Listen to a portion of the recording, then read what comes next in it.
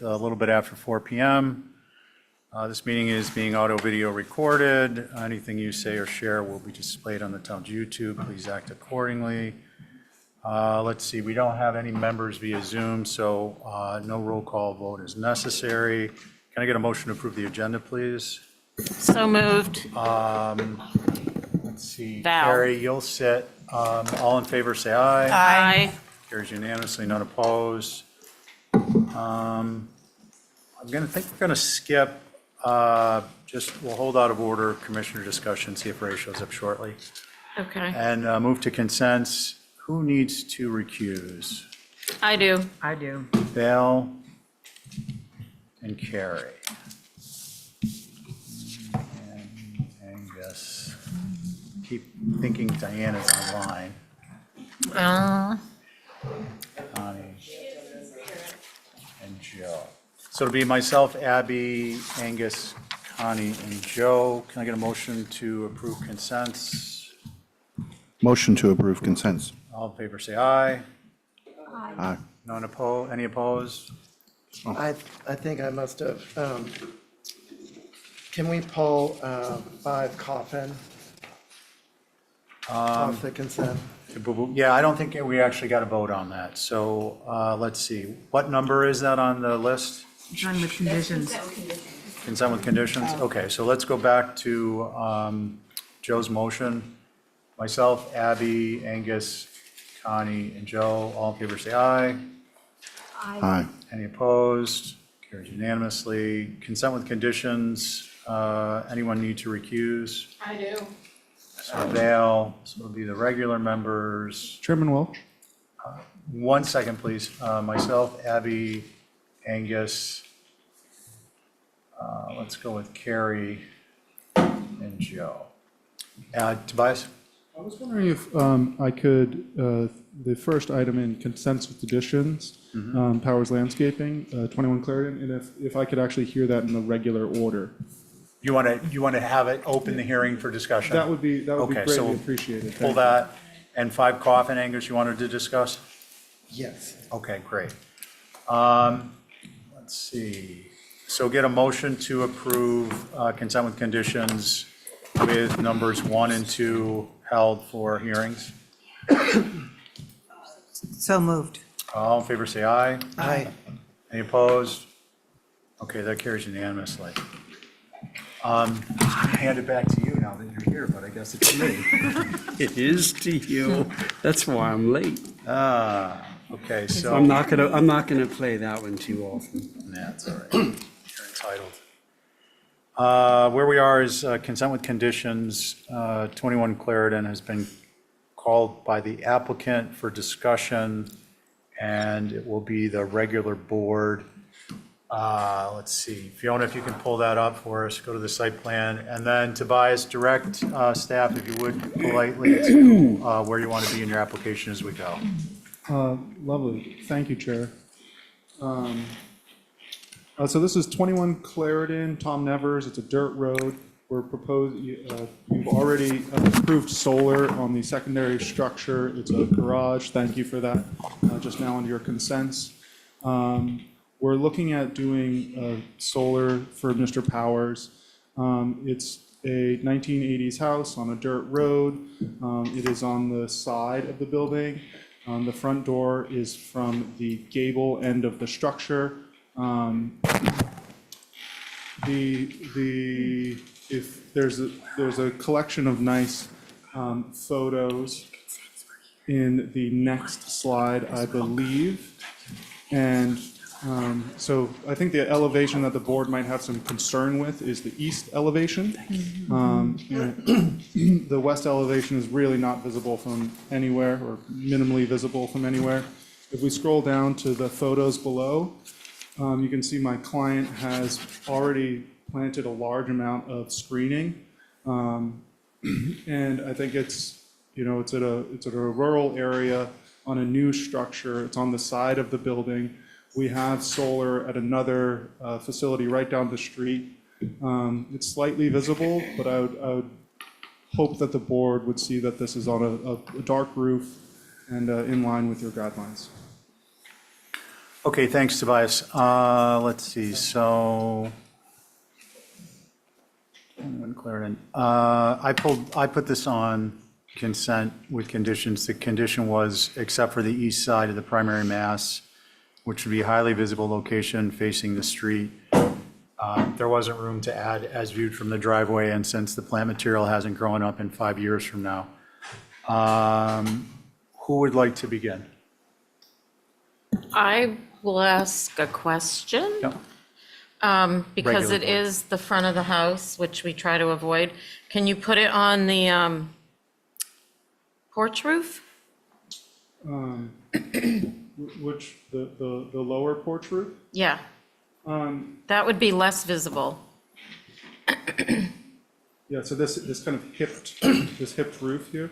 Yeah, that's potentially a possibility. And then there's also the two gables of, that smaller mass to the left of the east elevation. There's some potential there as well.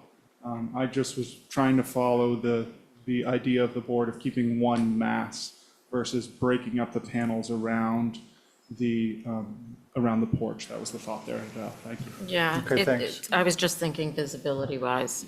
Okay, Thank you. Can we go back to the images, please, from the driveway, just since Val mentioned that, let's get an eyeball on it. And zoom in on this lower one, please. That's likely to grow up with these screens sooner. Yeah, these are from like 4 months ago, so this is already grown. Okay, guys, no ill intentions towards anybody, but we've got like 7,000 items on the agenda. We're going to try and move quickly through these, at least succinctly and without crosstalk. Angus, comments, concerns, rather? So as far as I understand, the guideline is that the panels wouldn't be on the front elevation of the roof. Yeah, it's the front door is on the gable. Tobias, I'm It's on sorry. Oh, So sorry. questions through the chair, and then the guidelines question would be through either Val or I, because we've kind of known the best. Front of the main mass and front of the home are, on the primary structure, are both not acceptable under the guidelines. And a black roof.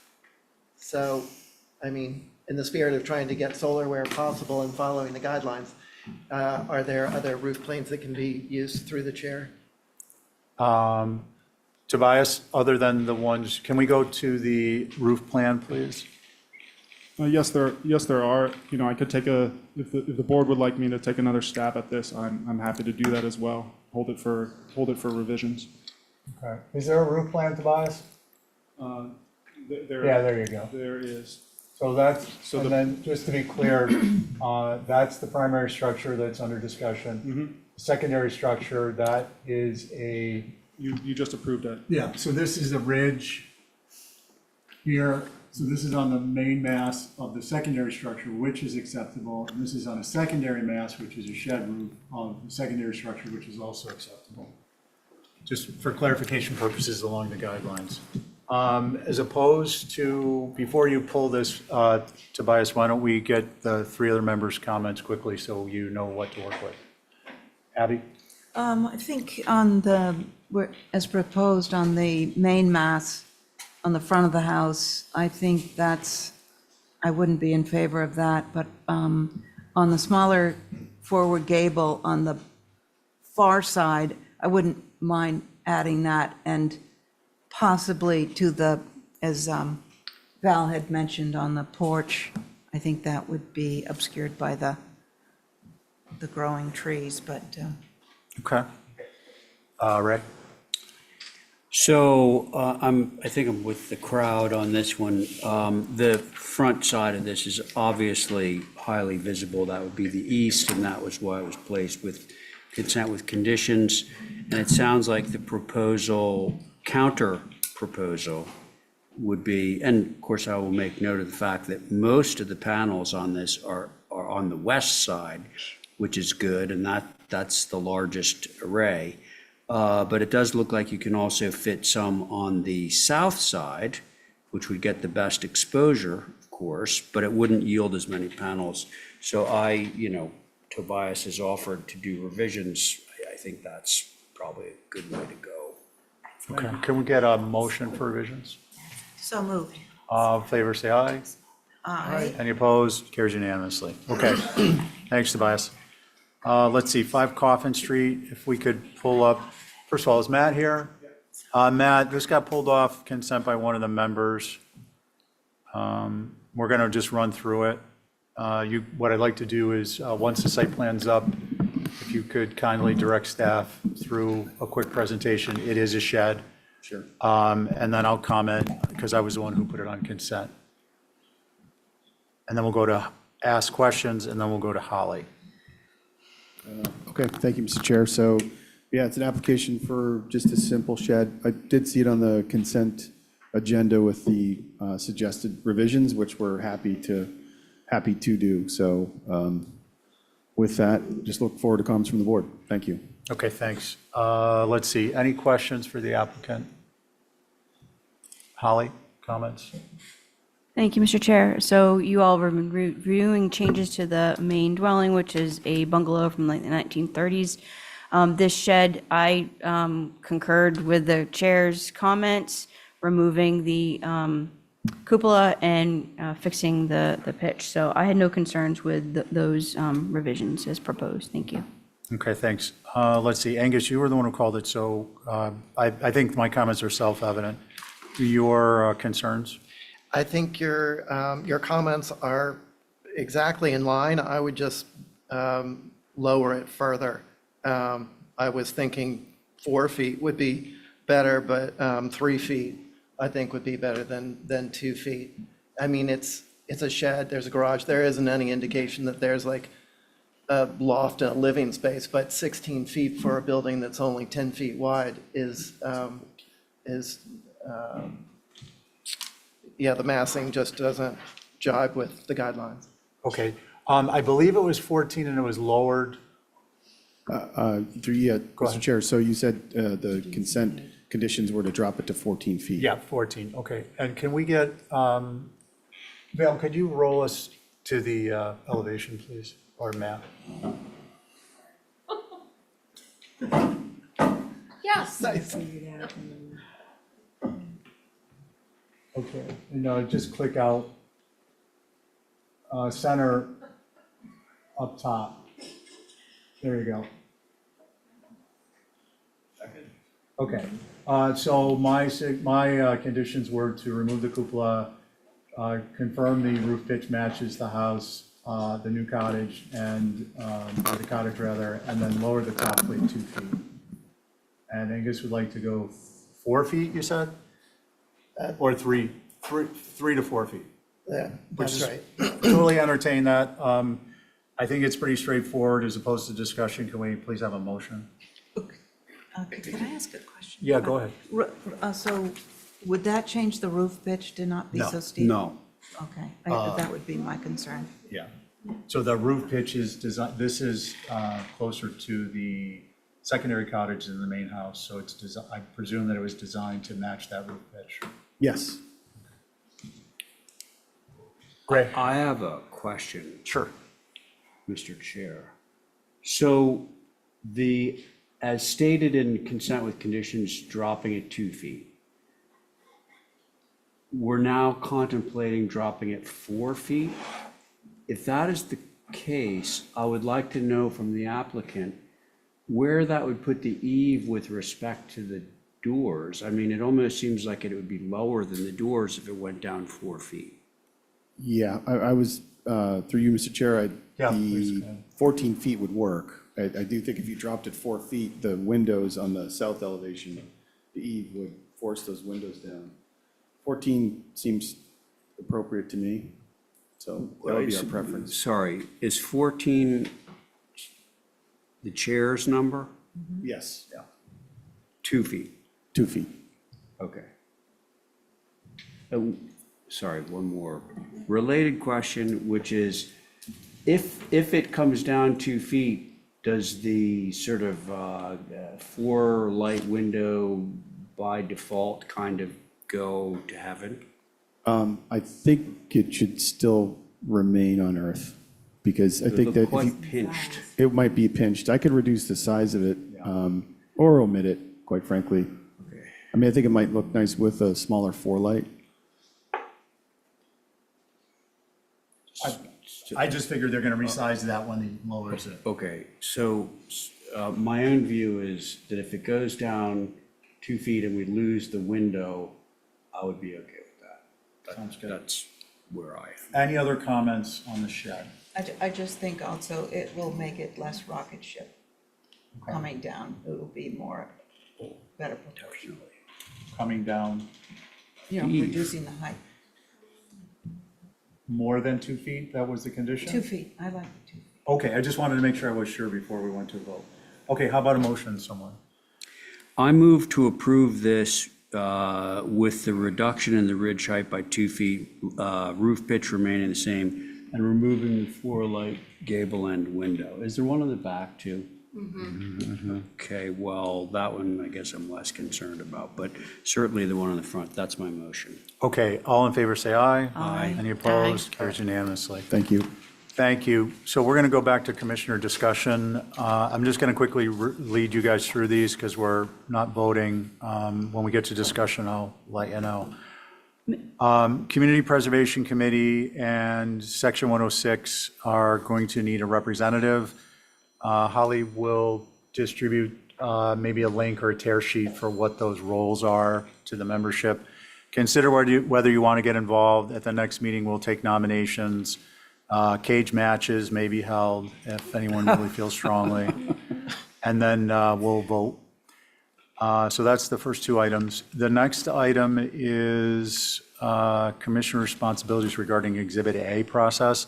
I asked to have this put on agenda because there's been very recently a couple of Exhibit A motions made, and someone forgot to actually drop the Exhibit A. And since we don't have minutes currently, that makes it very difficult for someone to get an approval. So I just wanted to mention one, obviously, if you motion for an Exhibit A, you're responsible to draw it up. And please draw it up at the table and make sure that both the application, the COA application is stamped and the drawings are stamped on the respective pages. Any questions on that? Okay, just a little reminder. Next one is commissioner discussion regarding the separation of new business and old business agendas. As you all know, many of you know, we used to do old business one week and new business another. That changed over time, and I think there are some valid arguments for both ways of handling it. And there's certainly, if new business and old business remain on the same agenda, there is a modification that I think is of the utmost importance. So I wanted to have you guys weigh in on it. We don't need to necessarily just decide it today, but I wanted to see if we could formulate a consensus view. First of all, is there a problem? And second of all, what's the solution?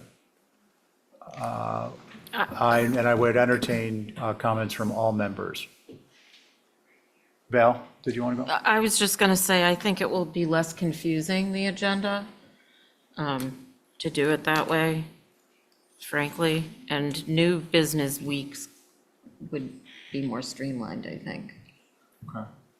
And who else? Ray? So it's interesting, over the last couple of years, when we dispensed with it, I noticed that our associate members oftentimes were sort of, left without really being able to discuss anything. And I felt bad about that.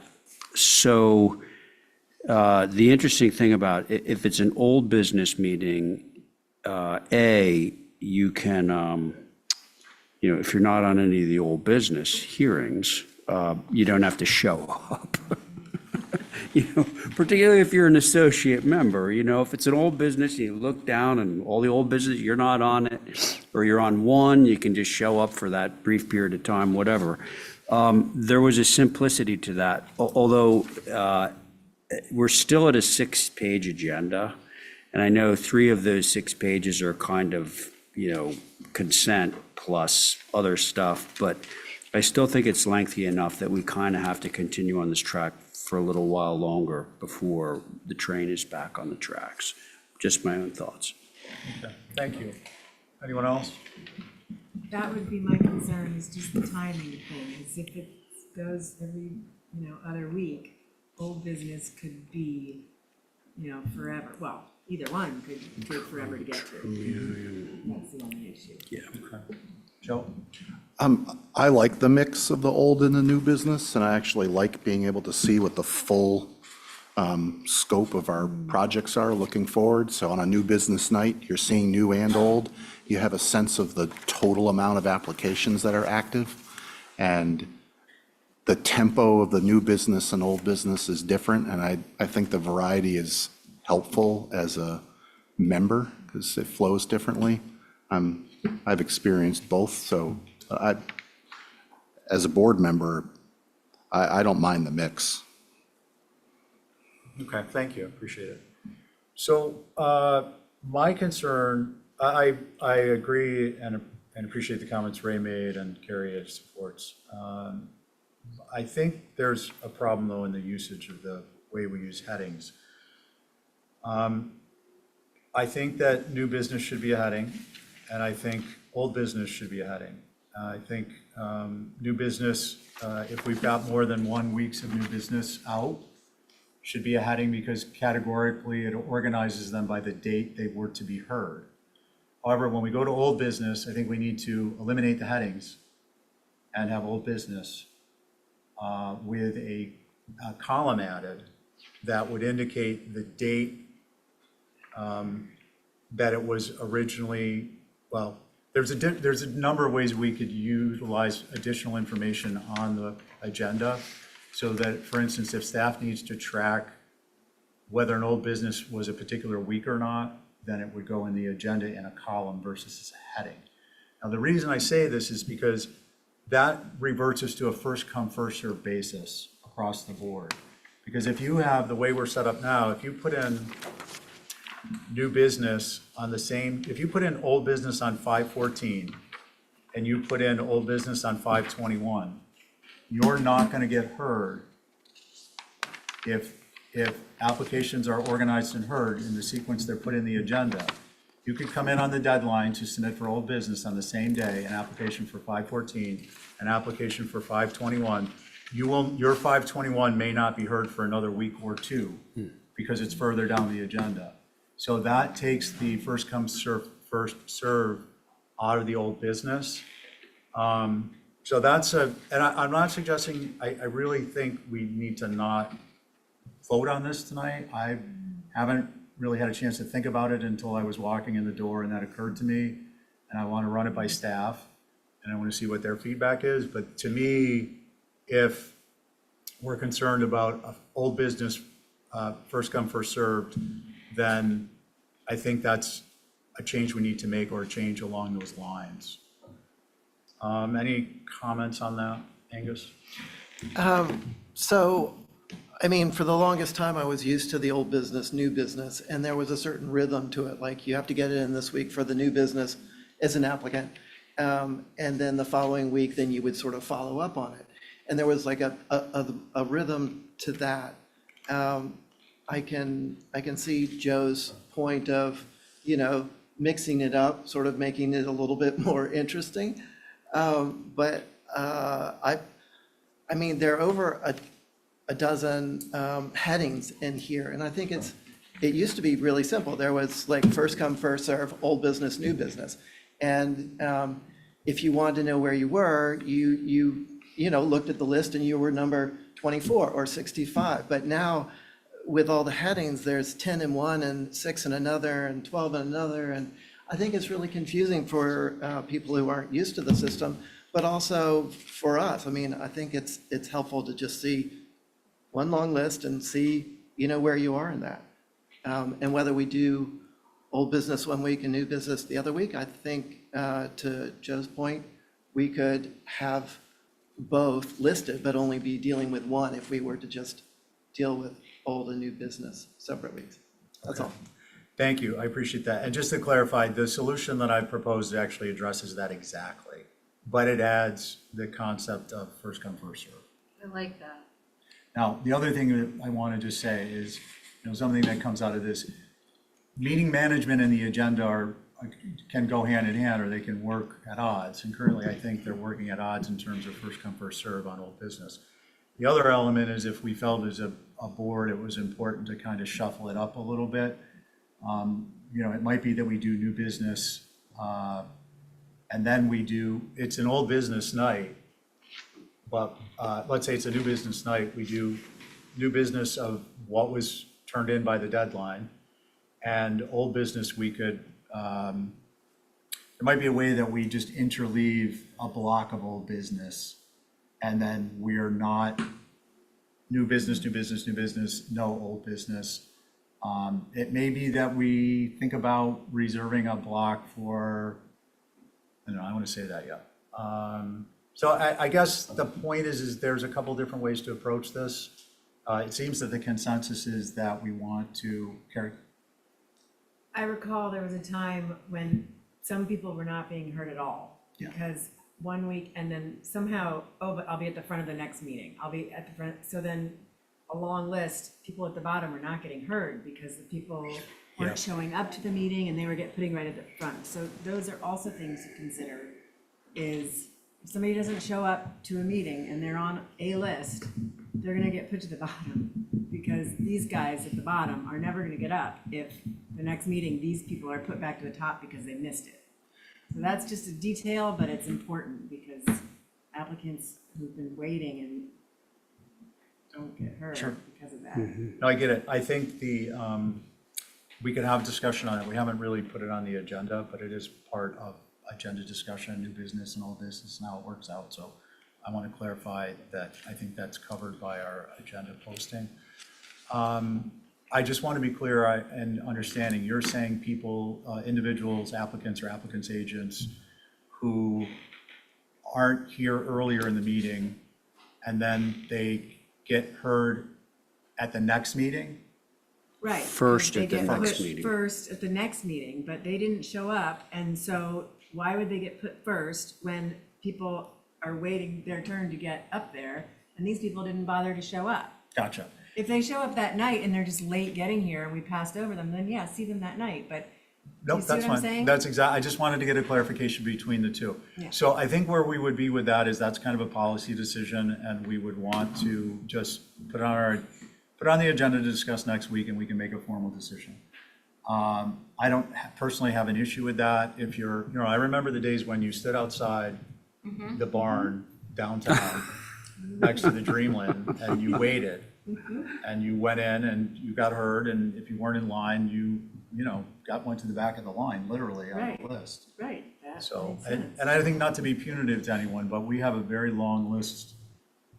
What did I say? There were 7,000 on the agenda earlier, something like that? We're down the Oh, we're high down? sixes now. Oh, thank God. Okay, so we'll put that on the agenda for discussion, and people, please think about it so we can make a determination kind of quickly. And I just want to make sure I have an idea of the consensus here, is that new business is new business, old business is first come, first serve. And if there's some way that we might try and marry these together so that there's chunks of old business worked in, that might be an option in your minds. Holly? Thank you, Mr. Chair. I just wanted to mention that, and I know Fiona can correct me if I'm wrong, because there was a long time where I wasn't getting involved with agendas and all this stuff. And as you all know, I have,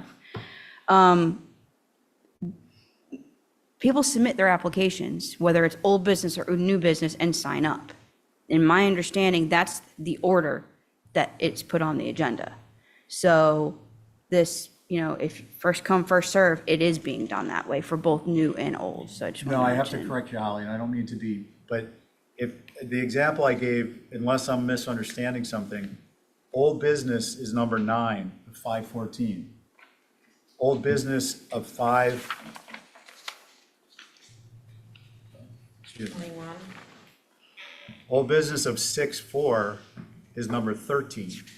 If you come in and you put in for old business the same day, 2 applications to be heard, but the agenda is following the headings, which it does, your 6-4 isn't going to be heard for maybe 3 weeks. So that's the problem with this approach. Now, there may be a reason that staff need to track whether it's an old business for a particular week or not. If that's the case, then we could add a column like we do with consents, and instead of initials, it would be the date. But we'll take that up as this is what the HCC is looking for. Is there a reason that this isn't going to work? We're trying to be effective and efficient in what we're doing, and that's an important aspect of it. Did I answer your question? Because I think I was correct. Yeah, I don't think we immediately need to think of this as more work, because I don't know that it is. Because you're literally going off your list instead of trying to figure out which old business week it is. So I think it could actually simplify things in the office. Thank you, Mr. Chair. I just wanted to mention that there would be a lot of complexities that would have to change. So I just wanted to bring that Yeah, if up. we could make it simpler, that'd be great. Okay, great. So that seemed like it was productive discussion. It was. Let's move on to, oh, by the way, originally, when I spoke to Plus administration on this, I was of the mind of, new business, old business, keep them separate. But again, as I was walking the door, I realized there's an issue of inequity here with respect to first come, first serve. Okay, we are back to our regularly scheduled agenda, number 4, signs. And do we have anybody, these are? Mr. Chair? Yes.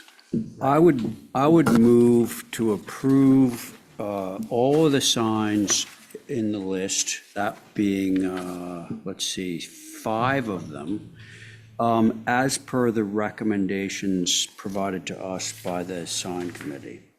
On Ray's motion, all regular board, all in favor, say aye. Aye. Any opposed? Carries unanimously. Let's see, temporary signs. Is anybody speaking on that? Yeah, I don't see anyone. Do we know anything about these being presented by anyone, Fiona or Holly? Mr. Chair, I'm not too sure if the agent, oh, I got a hand raised, so I'm assuming that's who they are. Bear with me for a second. No, these are time-sensitive applications, and my understanding from discussing with fellow staff is that these are temporary banners for the film festival, exactly how you all previously approved them for last year. Motion to approve is submitted. Can I? I'm going to hold just for a minute, Ray. I just, what's the fuse on that? I mean, obviously, they don't have much value after the film festival is over, but do we have like a special time when they're supposed to come down? Yeah, when it's over. Well, that's the assumption, but it would be nice if we said they need to be down by X time, so they just don't hang around forever and ever. Yeah, Not that they would. but just put a clock on it. Yeah. Any other concerns? How about a motion? Motion to approve is submitted with a caveat that they are taken down when the festival is over, within 2 days. Perfect. 2 business days? Yeah. Business day. We're going to put a fine point on it. There we go. On Val's motion, all regular board, all in favor, say aye. Aye. Aye. Opposed, carries unanimously. Okay, now it's to you.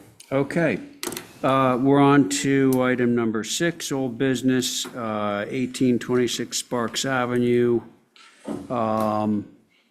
George? George will be representing.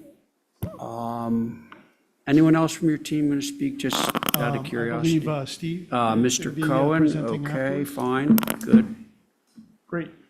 all right. Well, again, thank you, Mr. Chair.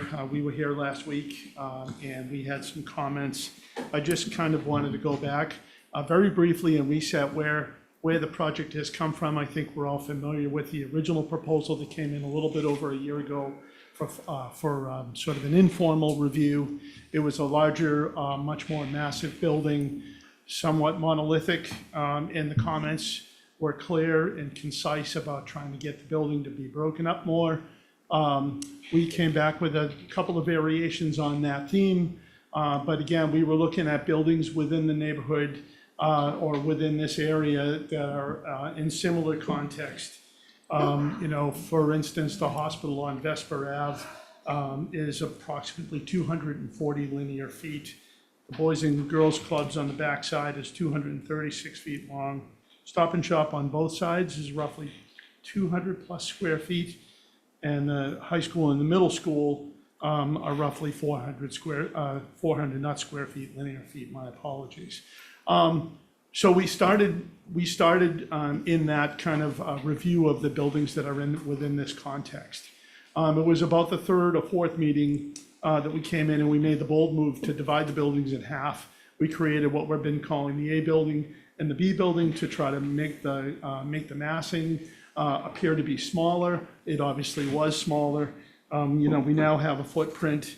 We now have a footprint in the A building of about 11,730 square feet. The footprint in the B building is 5,530 square feet. And then we have a 20-foot thoroughfare between the two buildings. And that allowed us to change the massing significantly in the buildings so that we could try to meet the requirements and the constructive comments that were being made at the time. We were in last week. We were asked to look at a few things, not the least of which was an equipment well that Mr. Welsh, Commissioner Welsh, had suggested, and I mentioned that we had already done that, and we had already accommodated that. The flyover is fine. I can go through some of the modifications, Holly. This packet that was submitted last week did have a couple of building sections through the A building and B building that show that, how we were, again, trying to manage the height, the implied height of the ridges. Again, it's a technique that the hospital uses, and that was pointed out last week. And it's a technique that Stop and Shop also uses. It's simply necessary for those larger buildings to be able to have that 1210 implied pitch on their roof to a point where you can't see it any further beyond. Obviously, because of the width of those buildings, if they continued up, you'd have a massive height. The hospital, it was suggested after I left this meeting last week, it was suggested that I take a look at the hospital. I went up to the hospital site, I walked around the building a couple of times. I studied it. I took a look at the drawings, and the slight difference that the hospital has is they use the hip roof style, which allows them to create a neat well. We're doing this with gables and creating wells in the center of the buildings that can't be seen from anywhere on the street or walking by as a pedestrian.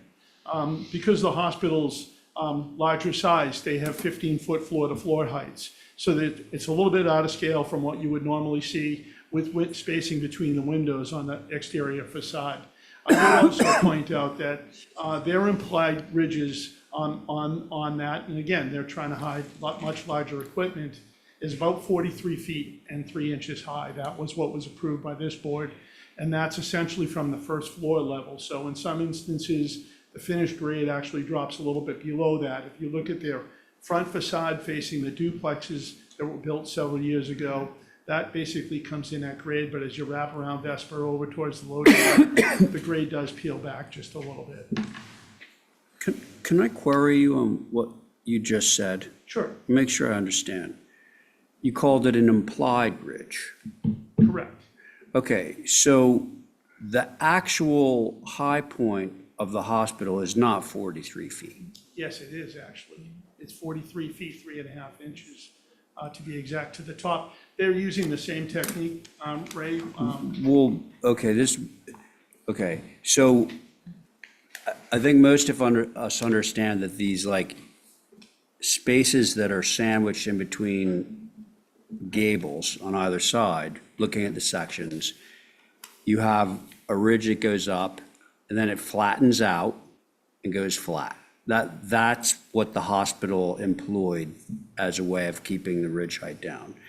But if I took a tape measure and went from the ridge, the actual visible ridge of the hospital down to grade, it would not be 43 feet. Yeah, it actually is. The side gables on Vesper, there's 3 gables. There's 2 gables there's a gable with 2 windows, and then there's 2 gables with 3 windows. Those are actually 38 feet plus or minus, again, from the finished floor. So if you look at the main entry canopy, if you will, and then behind that, there's that roof line that runs up to hide it, and then they have the hip dormers across there. The top of that, what would appear to be the ridge standing in front of it is 43 feet, 3.5 inches high. Okay, Yeah. thank you for Can I ask a clarifying. question? I would also like to point out is that they did not run across flat. What happens if you look at the hospital, same thing with Stop and Shop, is the equipment well drops down below that point. So you have that implied ridge, and then at the hospital, there's about a 7 or 8 foot drop so that you're on the roof level where they place their air handling equipment. We have a much smaller drop here. We have about 5 feet on the A building, about 2.5 to 3 feet on the B building. We're working with our engineers for low profile condensing units so that, again, they won't stick up beyond that point. Okay, thank you. I believe Stephen had a question for you. Yeah, no, I'm a little confused. Sorry, Gary. What's the what's the relevance of the height of the hospital when their floor heights, first floor ceiling and second floor ceiling are significantly higher than your proposed, probably in the neighborhood of 8 feet? If that were the case, that would drop the exact same layout of the hospital down significantly. So I'm not sure, you're saying 43 high, it's certainly not 43 high at the predominant mass. Yeah. But what's the relevance of the 43 feet? Well, I think the relevance is, we were asked to look at that, okay, as an example, which we did. We went, and I spent time there looking at it and analyzing the drawings that the hospital was built from. So the relevance is, it's just to point out, if you're looking at it in context, the hospital is at 43, and it is a fairly significant amount of the mass around if you look at all 4 sides, up Vesper, up South Prospect, and then, sort of what's frontward on the site.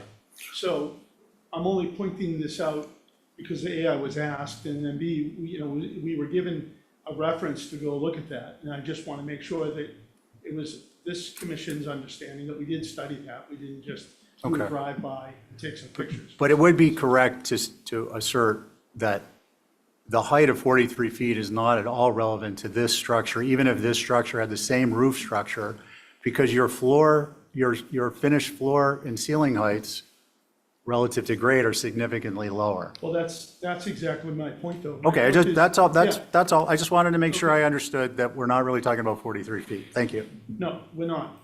Okay. My point was that we've managed the floor-to-floor heights in our buildings, both of them, about as low as we can by code, frankly, so that while we're maintaining, and while we're maintaining the pitch there, it seems to be sort of constant comment is that we could maybe make the buildings lower. And we can't shrink the floor-to-floor heights any further and meet the code. No, that wasn't. I don't think that was I don't think that was brought up as a request, but please continue. Yeah, not a problem. So a couple of things that we did, Joe, you mentioned if we could take a look at possibly using cottage corners or woven corners, depending on what the terminology is. We really looked at that and felt that that was a little bit out of, it was out of character. We didn't just feel right. And we considered the fact that the corner boards are going to be painted gray. The shingles are going to ultimately be gray. So we thought that, they would eventually blend in. The other thing that we did on all the dormers in particular is that we eliminated the head casings on the windows. That allowed us to push the windows up a little bit and use the freeze board that's under the eave as sort of the head of the windows. And it's our opinion that lightens the look up a little bit. You don't have the freeze board, then a head casing, and then the casings on the windows. So we've made that modification. Moving around the flyby, Holly, so that's when you see in your packet that, there's balloons on those elevations, on those upper dormers, again, trying to make them as unobtrusive as possible. I do also want to point out that in Building A, we'll start with building B here. The face of those dormers is actually set back 9 feet from the face of the porch that's on the sidewalk. If we look at building A as we get to that, if we look at building A as we get to that, that's set back 6 feet, and there are 3 implied steps there, right? We have the front window bump, then we have the face of the second story, and then as per usual, the face of the dormers are 3 feet back from the face of the eaves. Really, the only other major change on the back is we did show a fence to screen where we think that the electric meters are going to go. And again, we have a lot of work to do there, but we're showing, a typical steel cedar flat rail fence with a cap. We're going to probably end up with 2, it's about 16 feet, so we're going to likely end up with 2 corner posts and a post in the center. There'll also then be there'll obviously be a gate so that we can get behind there. That fence needs to stand off the face of the meters by about 4 feet. If we look at the building sections, which is the last sheet, Holly, there you go, right there. So again, this is a cross-section through the A building, not where the bowling alley is, but essentially where the restaurant portion would be. At this point, we're looking at a 9'6" ceiling height. On the first floor, we have thicker structure there because we need steel to span the longer spans. We also have to have mechanicals there. We have an 8'6" ceiling height right now for the middle floor, the residential floor, and then the upper floor, which gets a little trickier because of the dormers in the eaves. We're trying to maintain for the majority of that floor an 8-foot ceiling height. You can see at the very top, this is the top section. Again, where we would drop down onto the structural roof platform, and we're planning to go with low-profile mechanical equipment so that we can hide behind those 2 ridges. They look like little pyramids there. What we may actually do is, again, to quote the hospital, they ran flat. We return the peak there, but if we run those flat, it gives us just a little bit more roof area to work, and then we can use those angular pieces to distribute piping and some ductwork there. Building B, which is a cross-section through the lower building, slightly different scale there, but again, we're looking for the same, except building B, we're going for a 9-foot clear ceiling height there because we think that we're going to be able to frame that with wood, and we can manage that a little bit better. Again, we have 8'6" on the second floor ceiling heights for the residential units, and then 8 feet, again, for the upper floor residential units. Again, all of those effectively comply with code. We don't want to go lower than an 8-foot ceiling height in any of the residential units. You can see building B has a smaller infrastructure need, and we have a well that we're going to work with. We're trying to work right now with our structural engineers and the mechanical engineers as we move, hopefully, into the next phase of the project after this board gives us a go one way or the other, so that we can try to manage that and make that a little bit deeper. I think everything else is pretty much as I reported last week. We did go back in the few days that we had, and we appreciate this board pushing this through. We had a deadline to meet, and we met it, but we really kind of scrubbed through it. We did some research, again, on the various areas that we were given as things to look at, and this is essentially where we are at this point. Before we open it up, I don't know, Steve, if you want to talk, we'll take comments, and then I know Steve would like to close in. If I have the opportunity to respond, I can address any questions or comments that come up. Sorry, just so I know, Steve's the closer, he's not hitting now? I'm sorry? I think George covered it. Okay, No. thanks. Thank you. Good? Holly? Thank you, Mr. Chair. So as you all are aware, this building has changed from 1 building to 2. So we'll need a COA for that, and then a hardscaping plan at some point. Appreciate the building section that shows the mechanical wells on the roof. Appreciate the gable end window change back to the 3 as the board had requested. I note the new fence on the south of the larger building would be a good spot for additional utilities if needed. That's good. And appreciate the site plan, including the proposed landscaping and hardscaping features that have been shown throughout the review.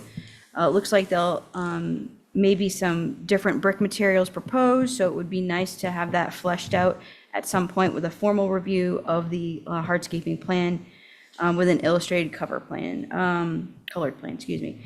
And I do think that this proposal overall has changed. I know there's concerns about the massing overall, but it's clear this project has come a long way. So those are my comments. Thank you. Holly, thank you. Val? Thanks. Just a quick comment. It has come a long way, and I have said that. I think the massing is still a concern. You all expressed that last week, and we're told when the hearing was wrapping up, they're not changing the massing, we'll change details, which they did, and that's somewhat appreciated, but overall, I'm disappointed. I feel like you're getting pushed into approving this, and it's still just not right. We're gonna have the Mashpee Commons. Did you mean Mashpee Commons? Yeah. Okay. Just making sure. Angus? Hi, I've just been following this in the paper. I'm not sitting on it, but I can't not comment on it. I appreciate the distance that this project has come over the time, but this seems more like a first proposal rather than the last. As much as there's push and pull and moving things around and breaking things up, it still reads end to end 3 stories with the windows lining up, the eaves lining up, the ridges lining up. It reads as 3 stories of program, and to me, it doesn't fit in the context of the setting. The Stop and Shop was a huge building addition, and that has a 1-story eave with dormers to sort of break up the massing on the inside, not really used as rooms. So I would have hoped that that was more of the example that would have been used for inspiration. But for the most part, anything that's 2 stories high doesn't have anything in the, in the roof at all. So I thought that the chair's suggestion last week of looking at mansard so that you could actually gain some space and have the dormers not be as deep, I thought was a good suggestion. That's all. Thank you. Thank you, Angus. Are we to the board now? I believe we are. Okay. I can go. Abby? Holly, I sent you some pictures earlier, if you could bring those up. I actually forward them to the commission. I don't have access to be able to bring them Okay. up on Did here. Sorry. everybody have a chance to look at the streetscape? Because I think this is a huge departure from what is existing. And I have been consistent about the massing. I think comparing this to hospitals and Stop and Shop and Boys and Girls Club, those are things we really need. This is a multi-use building development, and I'm not opposed to having these things. I think they will be good for the community, but I think it's the architecture, it's the massing that is going to have a huge impact on this street. And I really can't see this. I think I've been consistent saying it should be 3 buildings. I think the dormers, I think, are oversized and bring your eye up. 3 stories is just too big. The back of this building is a bit characterless. So I would have liked to see more changes. Thank you. Thank you, Abby. Who's next? I'll go. I don't disagree with the dormer comments, especially on the, we'll call it the front facing Sparks. They definitely, they do feel top-heavy. Granted, the color's mitigating, but I still feel like it's, if those weren't there, I think I said this last time, this probably would have, you'd have more consensus, I think, about it passing this. That said, one of the mitigating factors for me in terms of the scale, well, A, you're not maxing this out at 40 feet. I think there's at least 5 or 6 different ridge heights spread throughout this, and it's not, it will read as one building as you're moving down the street. Maybe when you're walking down the street, you're not, and certainly separating it into 2 goes without saying that that was a huge help. And the step back and the link, I think, this reads like 3 buildings. I don't disagree with the comment from the public about the eaves all lining up, and the detailing does make it feel like one structure. I mean, it is, it's all one structure. I mean, it's one development. I question whether or not that's a bad thing. This is definitely unique in that you've got, 6 lots that are combined into this major development. I don't think that this is going to typify what's going to happen in that area, presumably, as this Mid-Island area gets developed. I think that we're looking at probably one of the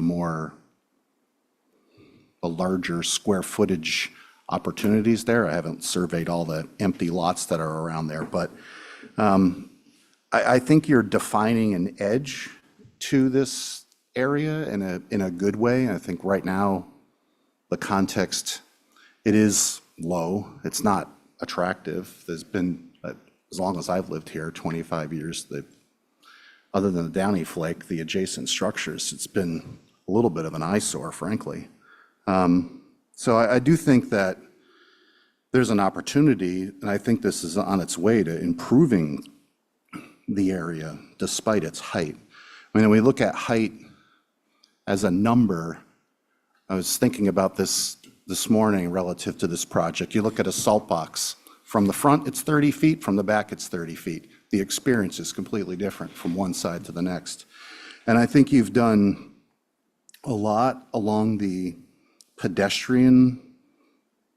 along the sidewalks and along the pedestrian, the public side of the building in terms of giving a human scale to it.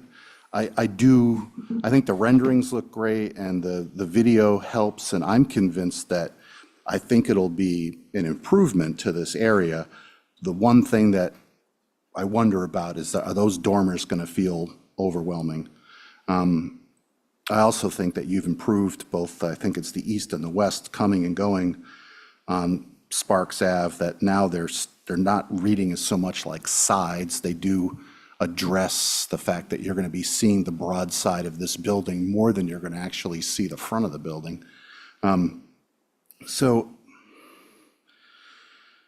I mean, I actually don't have any revisions that I would suggest, other than if you removed all those dormers, I don't think that anybody would, on the front of the building, I don't think anybody would have an issue with it. But the elevations on this, I can see it now. And if this thing got approved, that's going to be on the front page of the newspaper and it's going to look massive.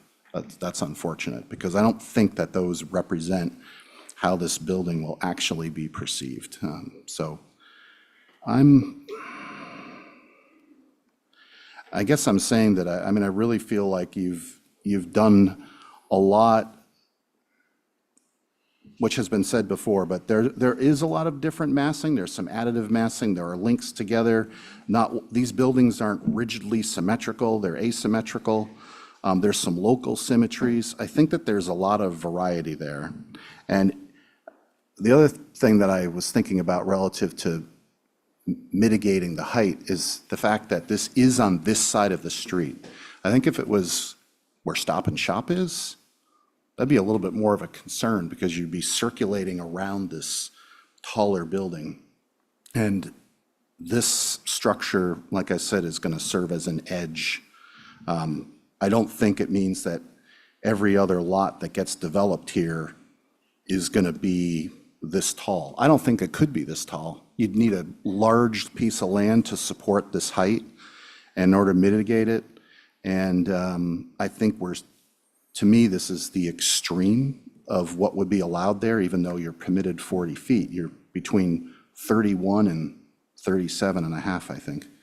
So I continue to be among the minority, I guess, but I feel like I can see myself driving by this, and I can see the other, I guess, benefit of all this, I think we have to think about, is that there is a housing component, and we know on Nantucket that ground cover is, how do I put this?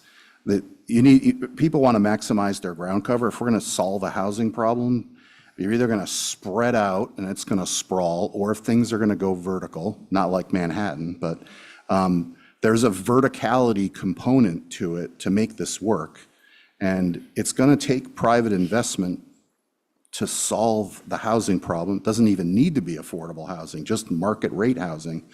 And for me, that's a mitigating factor because it does, in a way, justify the height. Whereas the Stop and Shop, it's a single-story structure. It has to have a roof on it. It has second floor space. It's all dead space. There's no office space up there. It's a nice-looking building. It takes up a large footprint. But here, I believe that the programmatic element, for me, has a mitigating factor relative to the use of a third floor. I don't think, I mean, I don't know what the numbers look like, but I can't imagine that this project would be viable without a third floor component. And well, those are my comments. Joe, thank you. We have Stephen and Connie. I could go. Connie, go ahead. First, I want to say I really appreciated the photos that Abby took of the streetscapes and the photos that Holly had forwarded to us of all the, it is, but I'm not listening. I appreciate all the photos that were sent, that Holly sent of the different buildings and the streetscape that Abby had sent us. I think last week Ray said that this is historic and we need to get it right, and I have to wholeheartedly agree with that. But after studying all those photos, I looked at this proposal, and I do think it's an attractive building. I think Joe just said it's gonna span 6 lots, and what's there, it's small houses, so it's hard to picture where this is going. But other than removing the dormers, and I'm not sure what else can be done. The dormers do make the building look top-heavy and maybe adds to the massing, and it's big. It's a large building, but it has come, and we keep saying this, it's come so far from where it began, and I think that the changes that have been made do make it attractive. You have some of the Main Street window elements and the different, it makes it like more cozy and smaller and larger. I think, I think it's certainly come a long way. I think we're close. But I do agree that we have to make sure that we get it right. And I appreciate all the work that, has been put into this. Thank you. Thank you. Connie, thank you. Stephen, that leaves you. Thanks, Mr. Chair. I think we all appreciate the work that's gone into this project and the benefits it'll bring to the community when it's finally approved. There's no question housing is an important element of our future, but it's not part of the HDC purview. It's not what we make our decisions based upon. If we did, when do we change? Where does that slippery slope end? What's the next priority? Our purview and determinations are based upon character and setting. This was once a rural area in some regards, and actually historically in many regards. And what we have here is approximately 130-foot long ridge. of 36-foot, 130-foot length building of basically a 36-foot ridge over the majority of the cubic volume. I've said in the beginning, and I still think, it's hugely oversized, and hugely oversized in quotes. It's a hugely oversized version of a residential structure, and I still believe it's inappropriate. I do believe some changes have been made. I think basically making 4 buildings into, removing a connector isn't my idea of substantial changes. The gables were brought up as a concept in order to go to mansard, which was successful at the hospital. The discussion earlier about the hospital heights, I had no relevance to the discussion here. They wouldn't come into effect with this structure. In fact, a mansard roof structure would allow you to change the proportions of your first and second floors, I think, in a beneficial way, while also giving you wider berth in the third floor. Be that as it may, we are where we are. I think what we're looking at here is character and setting. I think looking forward at character and setting, this is an economy of scale development versus the historic norm, which is smaller structures with additive massing. Again, as I said, this is a 130-foot long structure with 36-foot ridges over the majority of the cubic volume. This will be, as an economy of scale development, I think that this will be a precedent setting for the area. If you consider the lot adjacent to the Boys and Girls Club is open, if you consider that taking down buildings as is part of Nantucket's history, because in large part due to the value of the land and maximizing the use of that land's potential is to move structures off and to build. We've got a block next to the Sea Grill that is much larger than this block. We've got the block adjacent to it, which I just mentioned, adjacent to the Boys and Girls Club. There's a significant amount of land that could be developed under this economy of scale development model, and I think it's unfortunate if this gets approved as it is. I'm not going to speak on the architectural elements. I've already spoken on those in past meetings. I haven't seen modifications suitable. I would like to comment on a couple of items. Roof plan. I'd like to see a roof plan. I'd also like to have notation that there'll be no exterior roof decks for occupancy use. I'd like to see the hardscape plan. I don't think a hardscape plan is necessary for an approval, except for one item, which are ground-based utilities. On the hardscape, as Holly mentioned, there are pattern difference and size difference in the brick that are not reflected. Holly didn't mention this, but I'll go the next step. They're not reflected in the videos, the renderings. I'd like to know the patterns, the types. I'd like to know where granite will be. In some areas, granite is reflected, or I should say curbing. I'd also like to know whether it's going to be granite or concrete. There are tree elements and vegetation elements that are proposed or at least represented as mitigating elements of the elevations, these oversized elevations. I'd like to know the calipers of the trees. Those aren't included in the landscape plans. The extent to which hardscape elements need to be shown to delineate where and how utilities will be treated and screened is part of this approval, if there are any on the ground. Very important element. The other item, can we stop here? Actually, let's get a nice picture of the roof plane.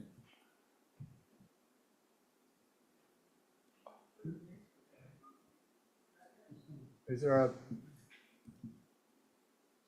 Who's controlling? I don't know. Who's got this? When it flips back around, which I think it'll do, oh no, it kind of...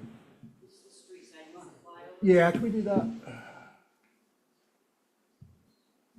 Okay, one element that needs to be addressed, can you stop it here? What are the roof shingle color This is shown as a monotone neutral that I don't think is available and it certainly isn't on the approvable list. I believe that the roof shingles are listed on the exterior elevations, the roof colors. Okay, we'd like to, I think we need to pin that down. These are shown as a tan. As I said, it's a monotone presentation. Certainty Landmark Architectural Georgetown Gray. Here we are. Yeah, Okay, they're so on the- the application and they're on the exterior elevations. Okay, thank you. I appreciate it. I'd like to finish with the floor. The presentation of the color, I think, is off. I don't know why that is. These do not appear to be Georgetown gray. They're a monotone tan. So that's one element. The other was, just while we're looking at these, I do think it's important, before I go into one minor detail, which is a streetscape drawing, to show this on both sides of the street relative to, basically down to Hooper Farm and then over past the auto body shop. And on the other side, well, that would be the two. I do believe that the angle, do we have the angle that shows the Stop and Shop? We had some images. Was that That may the, have been on one of the other Holly, that may have been on from House Fitters heading. yeah, up, that and was, and the. I don't think we resubmitted that, but it's on the disc that I gave you under one of the earlier. As opposed to going fishing for that, the presentation of the scale of the Stop and Shop, I don't think that the numerical values are incorrect, but the angle of view makes that structure look much larger than it is in comparison to this structure, which I think is, yeah, no.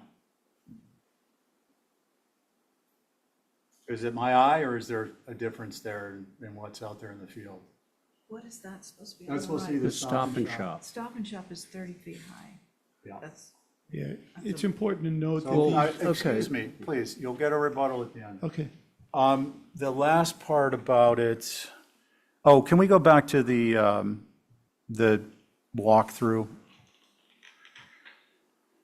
To the extent these structures read as one and they read as one development, that, I don't think there's anything that's going to change that. The architecture is so similar that there's no way you would confuse these with, two different structures on two different developments.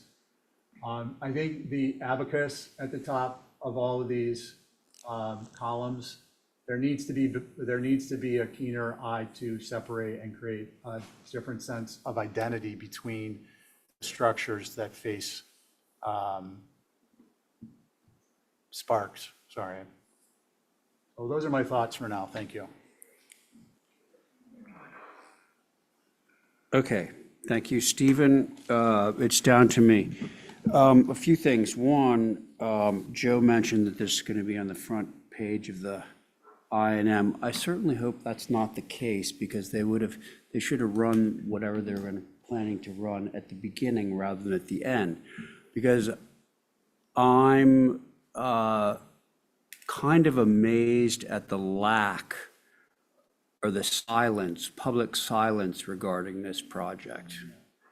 Val has obviously spoken a number of times, and she's concerned, but there's been an incredible silence on this whole thing. So that was just sort of an aside relating to what Joe said earlier. Another aside is, I think that this project unfortunately has the precedent of Bayberry Court. There's this lingering Bayberry Court, which I'm not sure anyone would disagree was, a serious disaster that took place in the 80s in terms of large-scale development, commercial development. It's nearby. The grade change doesn't help it. The fact that the buildings are, tricked out with all kinds of clapboards and gewgaws and this and that, gable dormers on the third floor, all these things make that whole compound, to me, feel very aggressive and objectionable. And the reason I say that is because I look at this and indeed, again, no one will dispute that this is a large-scale development. I do, however, believe, like Joe, that this is a very well-designed, large-scale development. And I think it's come a long way. The applicants have made great strides towards accommodating us as a board. And I really don't, Stop and Shop is 30 feet high. This is like 36 feet high. So I don't dispute that streetscape because it's lower, and I think that it's very hard, even for somebody like me who's been, sort of paying attention to stuff like this for the last 30 years out here, to tell whether a building is 30 feet high, 33 feet high, 28 feet high. It depends on a lot of different things. So, yes, it's tall. It's tall, but broken up in such a way that I don't think it's going to be offensive as you drive by, in the way that I'm offended every time I drive by Bayberry Court or drive through it. So this has a passivity to it, non-aggression, the gray tones, the repetition of simple architectural elements. All of these things, I think, have made it feel quiet in relation to its size. So I appreciate what's been done. If it does get down to a motion of whatever kind, I might have some things that I would like to append to the motion. However, I did say that Stephen Cohen could have a moment to wrap, so here we are.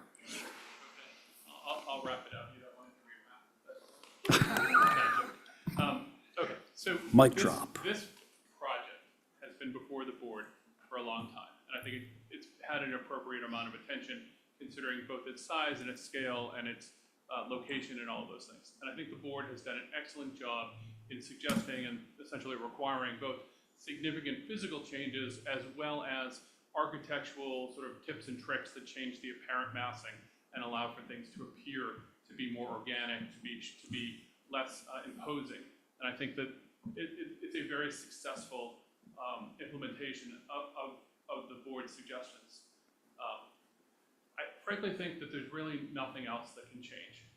Except for taking the third floor off or making it entirely changing it. I think we're basically there on this building. And so I would suggest that what the board could potentially feel comfortable with is a motion to approve that included a few conditions. One, you want for the file to have a roof plan that shows specifically that there are no pedestrian decks and where the mechanical decks are. I think that's fine. I think that can come in through staff. I think Mr. Welch wanted some minor tweaks to the columns. I think that can be done through staff. I think that the requirement for there to be 2 COAs is obviously something that would have to be fixed. We'd file a new, you would approve it pending being broken up into 2 COAs. And I think most importantly, legally, as you can't control the landscaping and hardscaping, and you can control the hardscaping, but not the landscaping. So I think that you should have an approval that is approved on hold pending, not to be released until the hardscaping plan is approved, which would then give you comfort that you're getting what you were sold. And then as far as the trees and vegetation and screening that you're relying on in this, I will commit to you that the applicant is going to make a modification to its MCD permit that will include these features. And I would encourage you to, through your staff, send a letter to the planning board staff saying that as part of its review of that minor modification, that the HDC relied on that representation and they should take that into account in making it a requirement of the MCD permit. And I think that will roundaboutly get you where in legal confidence on that. So I hope that those terms help you get to a vote for approval tonight. Thank you. Okay, Stephen, thank you. With that, the moment we've all been waiting for. If somebody could draft a motion of some kind. Mr. Chair, Yes, sir. before we go to motion, I just want to clarify something. Not too long ago, we asked for material changes. We advised the applicant through its agent that we have a best practices, and 3 hearings without material changes constitutes basis for denial. It's been said here today and by the applicant's representatives that there's been, major changes. Well, and that this application has been before us for quite a long time. It has been on the docket on and off for quite a long time. However, there was a preliminary hearing, and I believe that it was 6 times since then. We've had formal hearings, 5 of which included no material changes. The only material change that occurred, to my mind, was the separation into, from a very large building into a double-sized building and a single-sized building. So I'd like the record to reflect that. Other than that, I just want to comment, my understanding is that to the extent the HTC, and I do support the concept of tying vegetative screening into the MCD. However, the HTC does have a purview and authority if they are utilizing a landscape element as a screening mechanism. And if we don't, then there's a lot of things that we probably will never approve again, and we should have never approved in the past.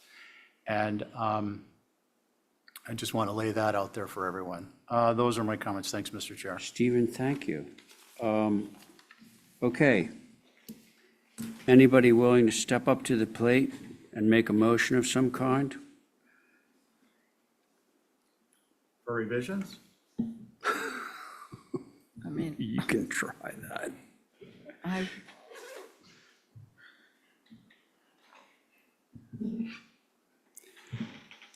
This is why I really enjoyed being the chair. You didn't have to make the motion. Exactly. Although in this case, I think I would. I'd like to, can I say something? It's not a motion, but it's something Okay. that Stephen mentioned that I think has some validity. Wasn't the only thing. The streetscape, I do think that Oh, Stephen Welch. Stephen Welch Okay. mentioned, We sorry. have 2 Stevens right Yes, now. sorry, Mr. Welch. He's a V, so he's the other Yeah. Steve. Yes. I do Because think, he comes later in the alphabet. Sorry, Joe. we've seen a lot of 3D. This project's probably used more 3D than anybody, and it's been incredibly helpful. But I am very curious to see a drawing from Hooper Farm Road to past the auto body shop. I think that would be very telling. And I don't mean that as a trap. I'm curious to see what that would look like, not just as a condition of an approval, but as an actual document. I think it may, obviously, we're going to see a variation of roof lines, and we're going to see a variation of styles. Clearly, it's never viewed that way, but I think that it has some merit to have that be part of the application. There are also some landscape elements that Stephen described that I thought they have shown up on this for a while. I understand it's a separate application, but I think it tells the story, the more complete story of how this thing would come together. And the applicant, we only gave you a few days to turn around and come back to be here tonight. So I don't think that the applicant has had enough time to really think through all the comments, because clearly 2 of the 5, sometimes there's a gray area, but here it's 3 of us seem like we're okay with it to some degree. I have some hesitation about it, and 2 of the board members are not at all. It's far away. So I do think we want to get it right. And I think the streetscape would be very helpful to see as a drawing. I would support that, going from house fitters all the way to auto body shop, just to see that and see how this would be in scale to those periphery buildings, and maybe even into the neighborhood, because I think it's a big jump in scale from, 34, 35 feet to some of the ranch houses that are just, in that neighborhood. But the general one from house fitters to auto body, I think would, I'm being told that would take weeks. It would require doing LiDAR laser of like the whole street. There's really no one here that could do something like that. That's extremely expensive and time-consuming. Stephen, with all due respect, I hear what you're saying. I appreciate the comment. If it does go that route, and it depends on what the motion is, I think in fairness to the applicant, we should have both sides of the street. That would include the Stop and Shop, which is every bit as part of the context as the auto body shop, for example. sure, so from the bank, or where do you stop? At that old fire station? There's really nothing on the other side. Well, of I'd the really stop. like to see the little temporary building in there. I want to see the trailer in this. Exactly. I don't think it would have to be an art project. It could be as simple as outlines of buildings. I don't think you would have to have. George, is there anything that you can speak to on this? Just to move it along or not, or whatever? Again, I think as Steve mentioned, and it all depends on the level of detail, right? If we're just looking at massing, we can get somebody to potentially do a LiDAR scan going This, up and down the street. excuse me for interrupting, but can we all agree just massing? Massing, silhouettes? Are we good with that, or do we want more? Go ahead. I was just going to say massing with the roof elements accurately rendered. I'm not suggesting we need to see shingles or fascia, but we need to see the massing. A box of the cubic volume of the Yeah, the dormers. occupiable space is insufficient. Sure. Yeah. And, Well, like the Stop and Shop, they could Yeah, just that one was- pull the drawings on it. yeah, I think it would be beneficial to, you can colorize those panels very easily in CAD. So for instance, you've got a vertical plane of the Stop and Shop, shingle gray, it's got a black roof, make the roof plane the darker color. Norman Moore's Auto Body Shop, same thing. You've got a house there, just colorize those things so they have some level of visual significance as what they are. I'd just like to point out that color matching is very difficult because it really relies on the screen that you're viewing on. In fact, Well, because it's no, hard to do okay. when you get close. I'm not We suggesting do get Sherwin-Williams that. chips or Yeah. anything. We get that. Yeah, just a gradient color. You got a light gray, you got a dark gray, you got a dual gray, which is like almost a black. Represent what's there, because that's what we're going to be looking at for the next 50 years. And I think it's a simple and relatively easy request to accommodate. You good? Yeah, well, I was going to say that and a photograph of that structure below it on the streetscape. Oh, Although we've seen some projects in town that other applicants have brought to the board that do show, a detailed streetscape. It is true. With adjacent buildings, and we're looking at details. I mean, I understand it's a lot of work, but I think starting at the diagram that you just described, I think would be beneficial to you as an applicant, frankly, to see where you sit in the context. And we've done our due diligence, that we're not just, I think we've been looking at this with a microscope and we're blinders, and we have looked at context, but we haven't seen a drawing, an elevation, and Okay. I'm surprised that hasn't come up before. Stephen with a V. Thank you, Joe. So I appreciate the due diligence aspect of it, but frankly, first of all, it's going to take a long time and it's going to be very expensive. But also, I think that you're all really familiar with what this streetscape looks like from living here and driving by it all the time, and in your professional capacity going and looking at it. And frankly, I don't think it's going to make a difference in how you vote on this. I don't think you're going to look at the streetscape and say, now I've decided this is, going to be, I don't think it's going to change anybody's opinion. It's either it's going to look big or it's going to look appropriate. And the details that we're looking at here are, I think, what's important. I'm not saying that the environment isn't important, but I really doubt you're going to get new information in that, except I think you're just going to get a confirmation of what you already understand. Okay, so I think there's an elephant in the room that I want to address. We have two members that are not likely to be voting for this project. And we have three members that are potentially voting for this project. Last week, it was stated that this is going to be, the last meeting. I'm sure that we could vote to deny this now. If we don't want to go that route, then I'm going to entertain a motion from somebody for anything.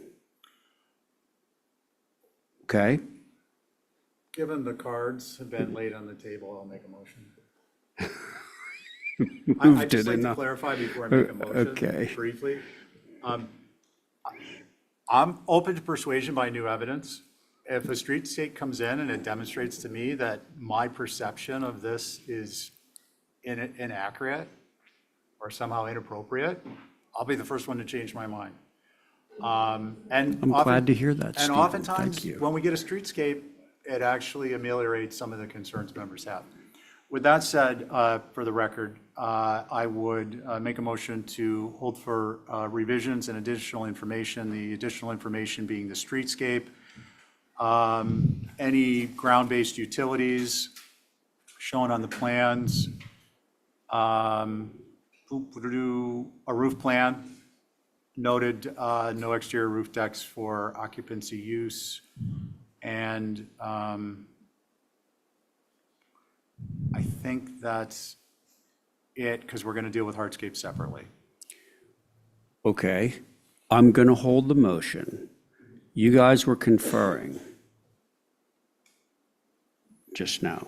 I guess what I'd like to know is if the three people who seem to be voting that they would be in favor of the project feel that this is an important piece of due diligence that would help them feel comfortable voting. Well, I know that at least one of them is. He's sitting right there because he's the one that proposed it. People feel that they did their due diligence and would feel comfortable voting, or whatever that vote is, then that's fine. But if what I don't want to do is come back and spend a bunch of money and then be told the same things, like tear it apart, start over. Well, listen, folks, this isn't going to go on forever. Nobody wants that to happen. It's a big project. Do people feel comfortable voting with the information after receiving the information that Mr. Welch requested? That's what I want to know. I would. I would too.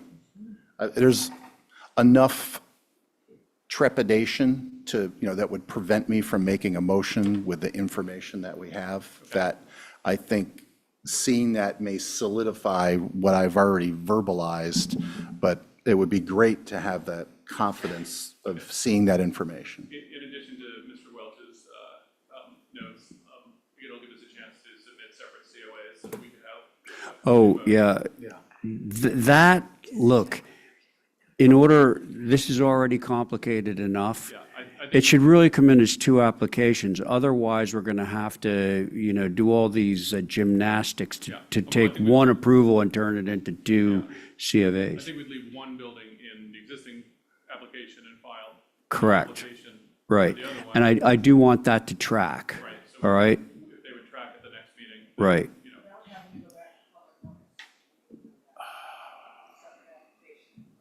Now, that's, Well, Linda, okay, we're starting to split hairs here because the fact is, it's call it what it is. It's two separate applications. It's two buildings. We have done this before where we approve. Yeah, no, I think so, otherwise we'd be. Yeah, I want you guys to, figure that one out. so on the motion, I want to clarify, this is a two-dimensional representation, elevation drawings, as we previously discussed. You're welcome to provide ISO or perspective, but that's not what we're looking for. We want a two-dimensional representation of the street from Hooper Farm to past Norman Moore's Auto Body Good? with heights. It was streetscape, roof, COA, was there one more other thing? Utilities, Ground-based and- yeah. utilities. Okay, and we're gonna come in with a separate, hardscape plan, but that's not a. Yeah, no, and just to be clear on those elevations, we're looking for accurate dimensions of ridge heights and widths of buildings. Okay. Okay. That is Stephen's motion. Everyone in favor of Stephen's motion, say aye. Aye. Aye. Any opposed? Okay. Thank you. Wait. Are we putting a fuse on this, or it's just how long it takes for you guys to get? Okay, we'll hear it as soon as you get it in for the deadline. Thank you. Okay. All right. We didn't approve.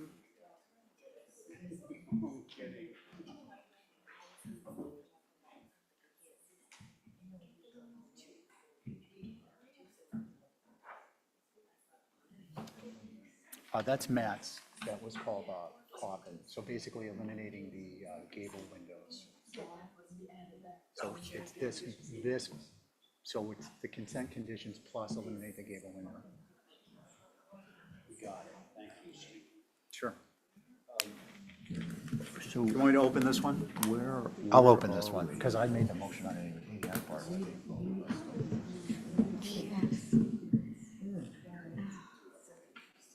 Or, yeah, you're off the next one. I have,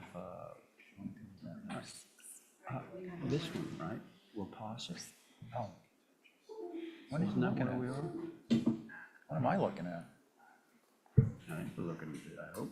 Oh, yeah, sorry, yeah. So you got that Okay, one. so the next application is for 12 Waposset. We've been waiting on a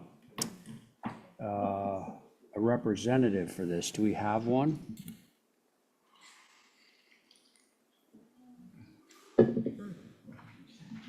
I believe the last time that this was heard, I believe the applicant was less than happy with our response. And wrote a scathing letter. I think that they're I transcribed the moments. they're dissing us. Okay, so then without that, we're going to move along to 89 Bartlett, Act Smart. That's a ratify vote, including myself, Welch, Camp, Oliver. Motion to ratify the vote of 89 Bartlett Road of June 3rd. There it is. And so those members, you all know who you are. All those in favor say aye. Aye. Aye. Any opposed? All right, good. That was an easy one. Okay, Stephen, to you, Two Stone Alley. Matthew, come on down.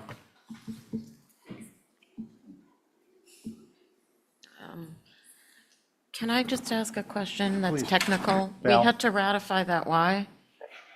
It was on the agenda as a matter not anticipated within 48 hours by the chair. So under the open meeting law, we can take it up, but under good governance and practice, you want to vote on it as a regularly scheduled agenda matter. Oh, okay. Does that help? Yeah. Okay. Matthew, why don't you, when you see the site plan, kindly direct staff to where you want to be, and we'll go from there. Okay.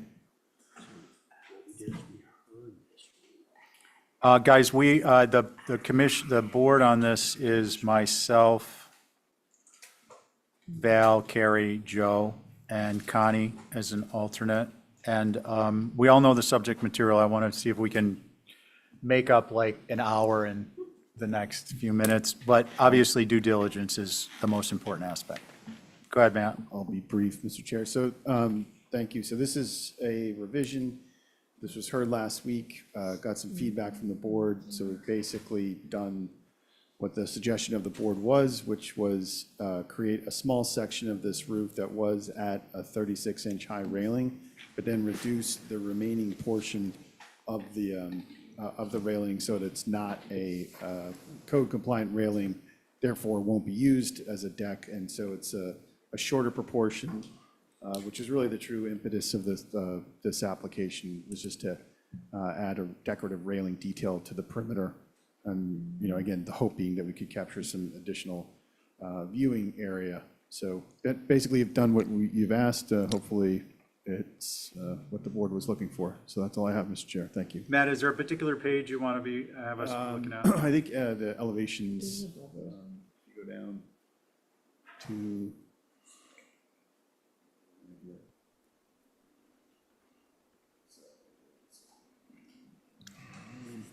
so sheet 82.2.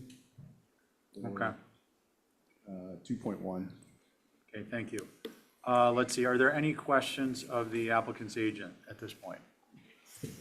None. Holly?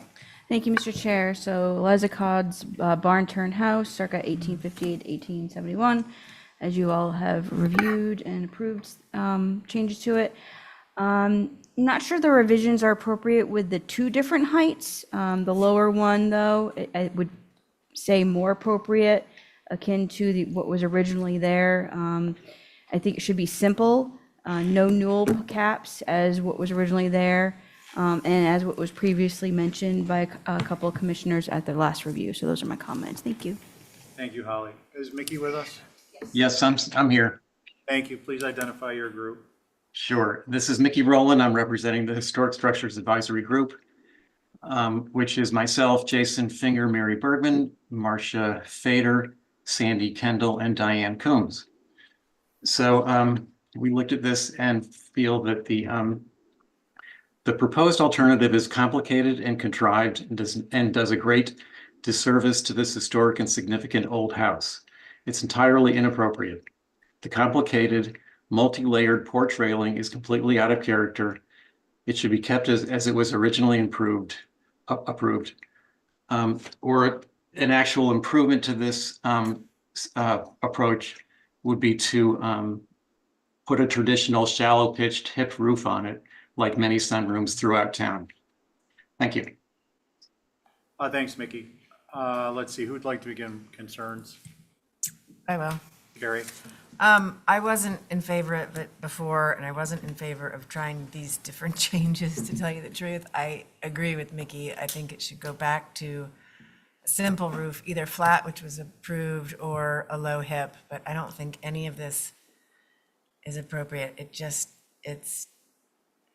I think your side elevation on the south is the sort of throwback reminiscent of what was there originally, before all this addition. And I think that south elevation with the little deck is the detail that was there before. We don't get to see it as the public, but it's on the building, and this is not a good rendition of trying to bring that back. Thank you, Carrie. Joe?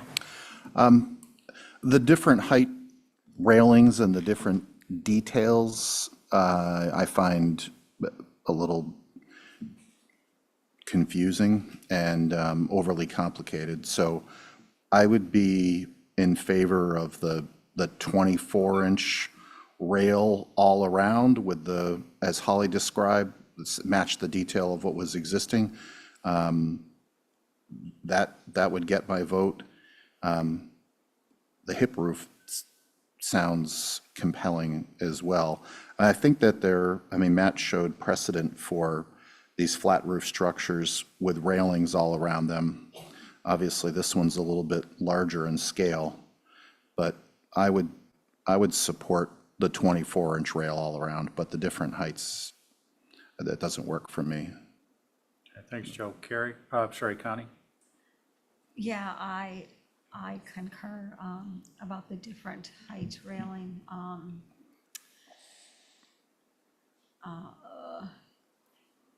I wouldn't be able to support that. I think it's just too complicated.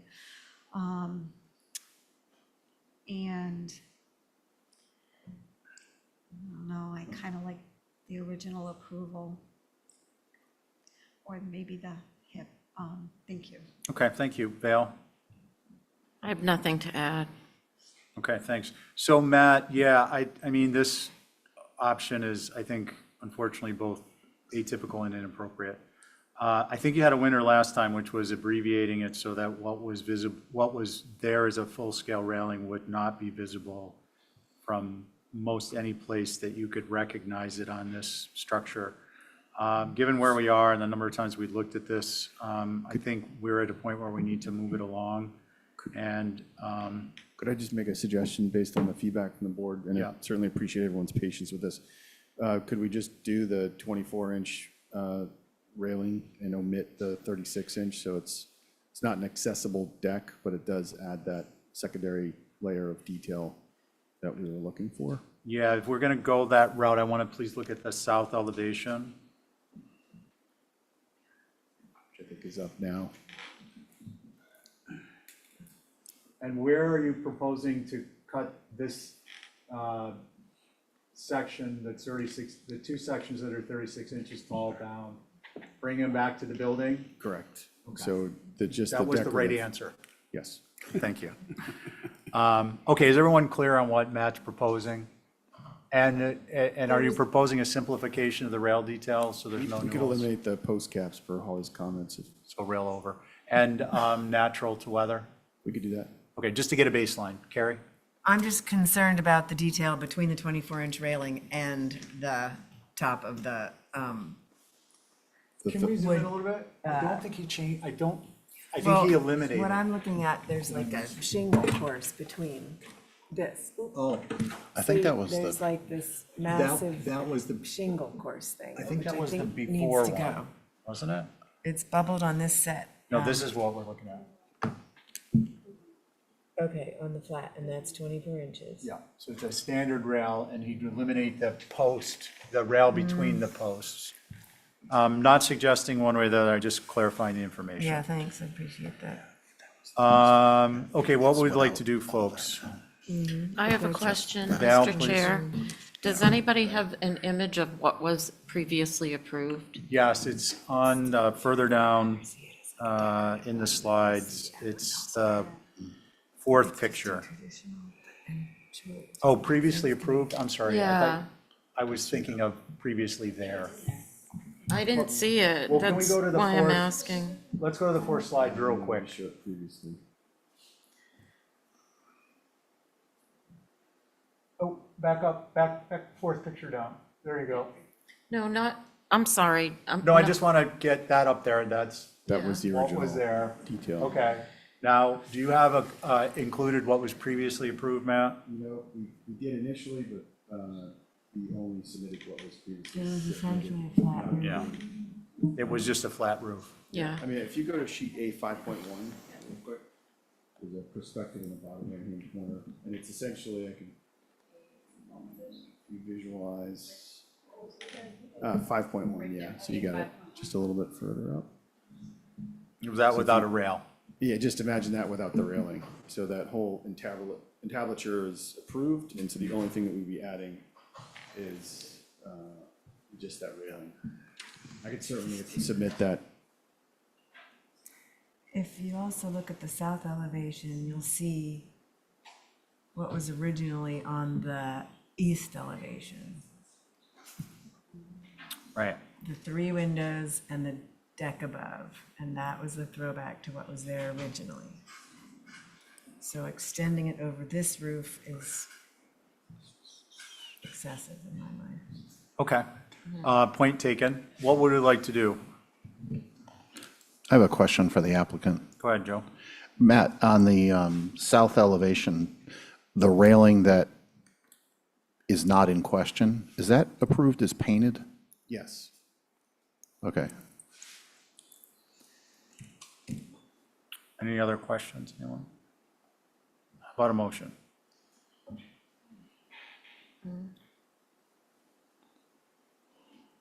How about we see if we have consensus? Is anyone generally opposed to the 24-inch rail? Yes. I think I like the simpler version of before because the building's so simple. It seems like any railing kind of overwhelms. Okay, so at least two. Anyone else want to comment on that? Okay, so it looks like we have 2 with that consensus and 3 who aren't as concerned about that consensus, unless I've misunderstood. I'm, You're with Val Yeah, and Val Carrie? and Carrie. Okay, so I think we have a motion to, Matt, maybe you want to withdraw it? I think that's what we'd do. Actually, if I could, quote unquote, hold for revisions, and then I'll just confer with my client, but it's likely that we would withdraw it. Okay, fair enough. So how about a motion to hold for revisions? So moved. All in favor, say aye. Aye. Any opposed? Carries unanimously. Thank you very much. Okay, pardon me? Pizza's up here. Let's see, thank you, Linda. Did 12 Wapossit come back? I doubt those people are going to. All right, so we're going to pick up with 51 West Myacomet in 8 minutes, 6 o'clock. Yeah? I have to leave at 6. Would it be possible to? Oh, perfect. We're going to start at 6:01. I'm teasing. I'm teasing. I feel like I know you well enough I can make that joke. I appreciate the joke. It was very funny. Can I just make one quick comment and leave? You most certainly can. We'll open this for, because I don't think this is going to be a 10-minute hearing. Oh, it's not? It's a pool, right? I'm gonna be 1 minute and then you can. Go ahead. Okay, so You guys, we're going to pay rapt attention to Stephen because he will not be here for clarifications later. thank you so much. Again, funny. So I just wanted to clarify for the board that there's an unusual feature here, which is this, it's been some question about like, why is the pool on the south side, which technically is where the front door is. And I want to point out that in the Morelands Management District, there's a requirement in that district that the buildings and structures be clustered together with each other and be used to screen each other. And if you look at where this is, the house is, hundreds of feet from the street in both sides. So there really is no front door. There's no door that faces the street, even if there's a front entry. But what we're trying to do is have the pools on the interior of the 3 structures there that are all applying for pools. There's a pool that's been approved at 41 and 43 West Myacomet, which are the 2 lots directly to the east. And so what we're trying to do is cluster them so that the buildings face the public and that the pools face the interiors. And what we really want to do is avoid having the pool on the west side, which is where the parking is, which would technically be like the backyard base for the house, but then that pool is open to the Morelands area. And so the goal is to use the house to block the pool from the Morelands and to use the other structures to block the pool from the road, but also the vegetation there is about 4 feet tall on average with some slightly taller trees. So it's not really that visible, but that I just wanted to explain to you the goal of putting it there was actually to make it the least visible in the most impactful area. And I'll let Margaret deal with the details, but I just want to make that point for you. Yeah, I'm chair.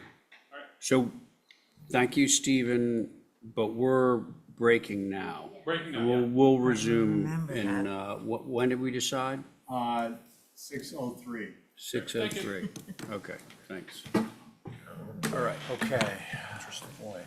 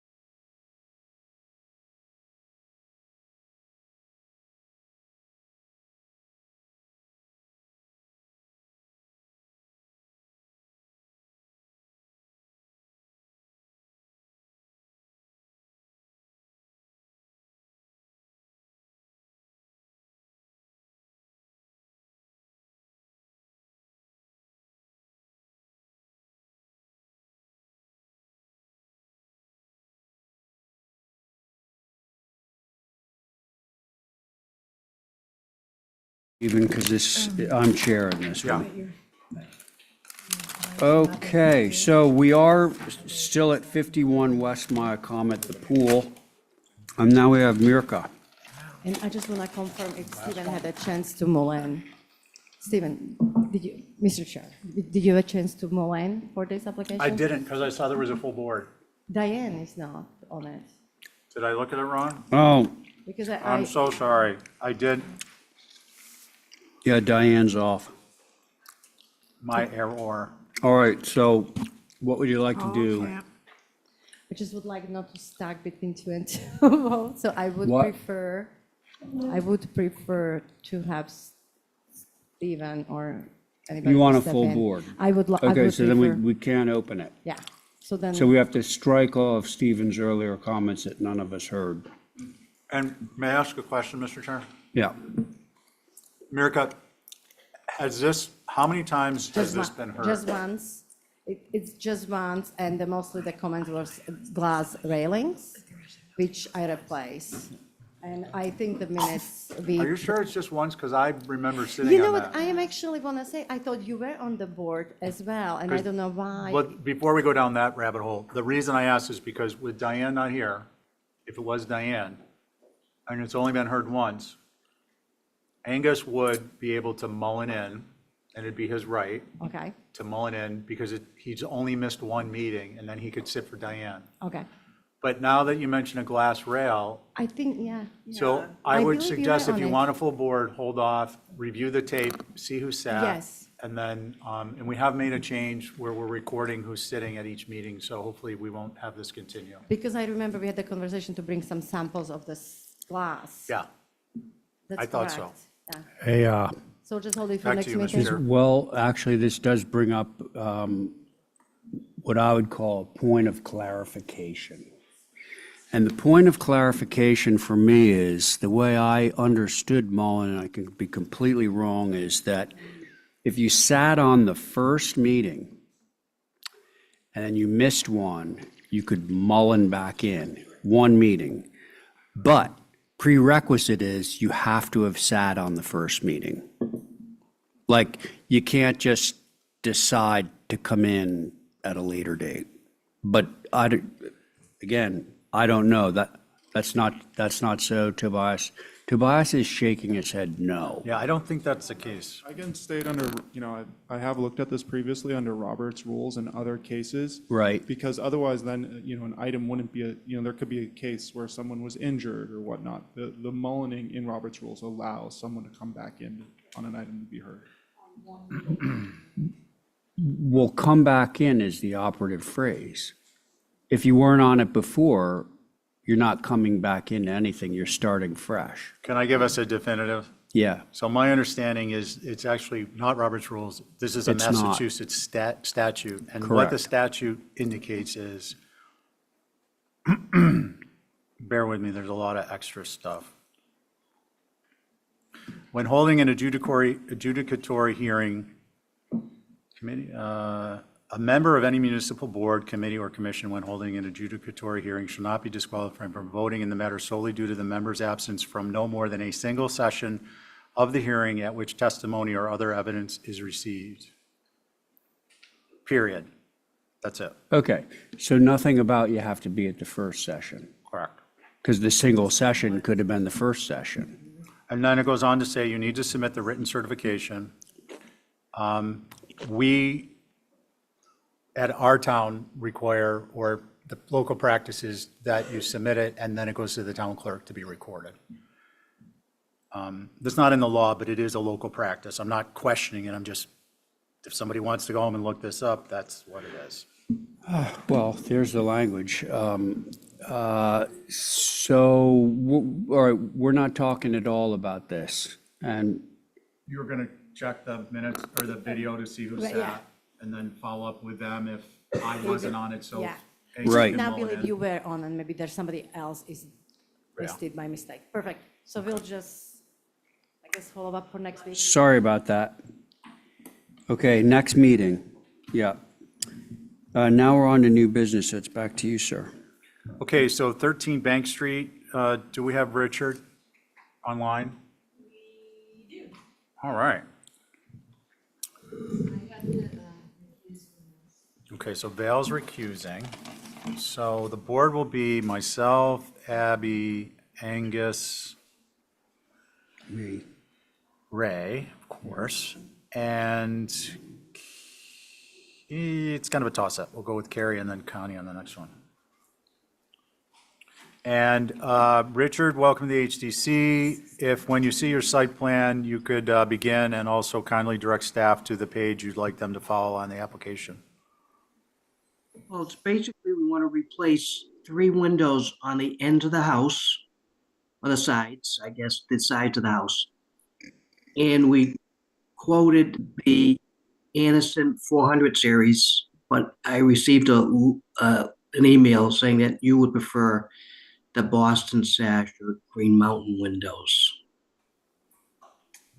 Yes, so just to clarify for you, given its location in the Scottsdale Historic District, this would be a true divided light solution? Right, divided light, that's what we're planning. Okay. With the Anderson window, so we quoted with the homeowner. I'm sorry, you're suggesting an Anderson true divided light? Correct. I'm not certain they make those. They don't. Oh, they don't? I thought they did. Nope. Okay. So it would be, we're not endorsing a particular manufacturer, but regionally, the next step might be a Boston Sash or a Marvin or, how would you like to proceed? Would you like to get input on the windows themselves and we can dispense with this quickly with Yes. an approval for single divided? Yes, let's do that. Okay, excellent. Actually, I should say with true divided. If you have a double pane, that's a separate topic. Holly?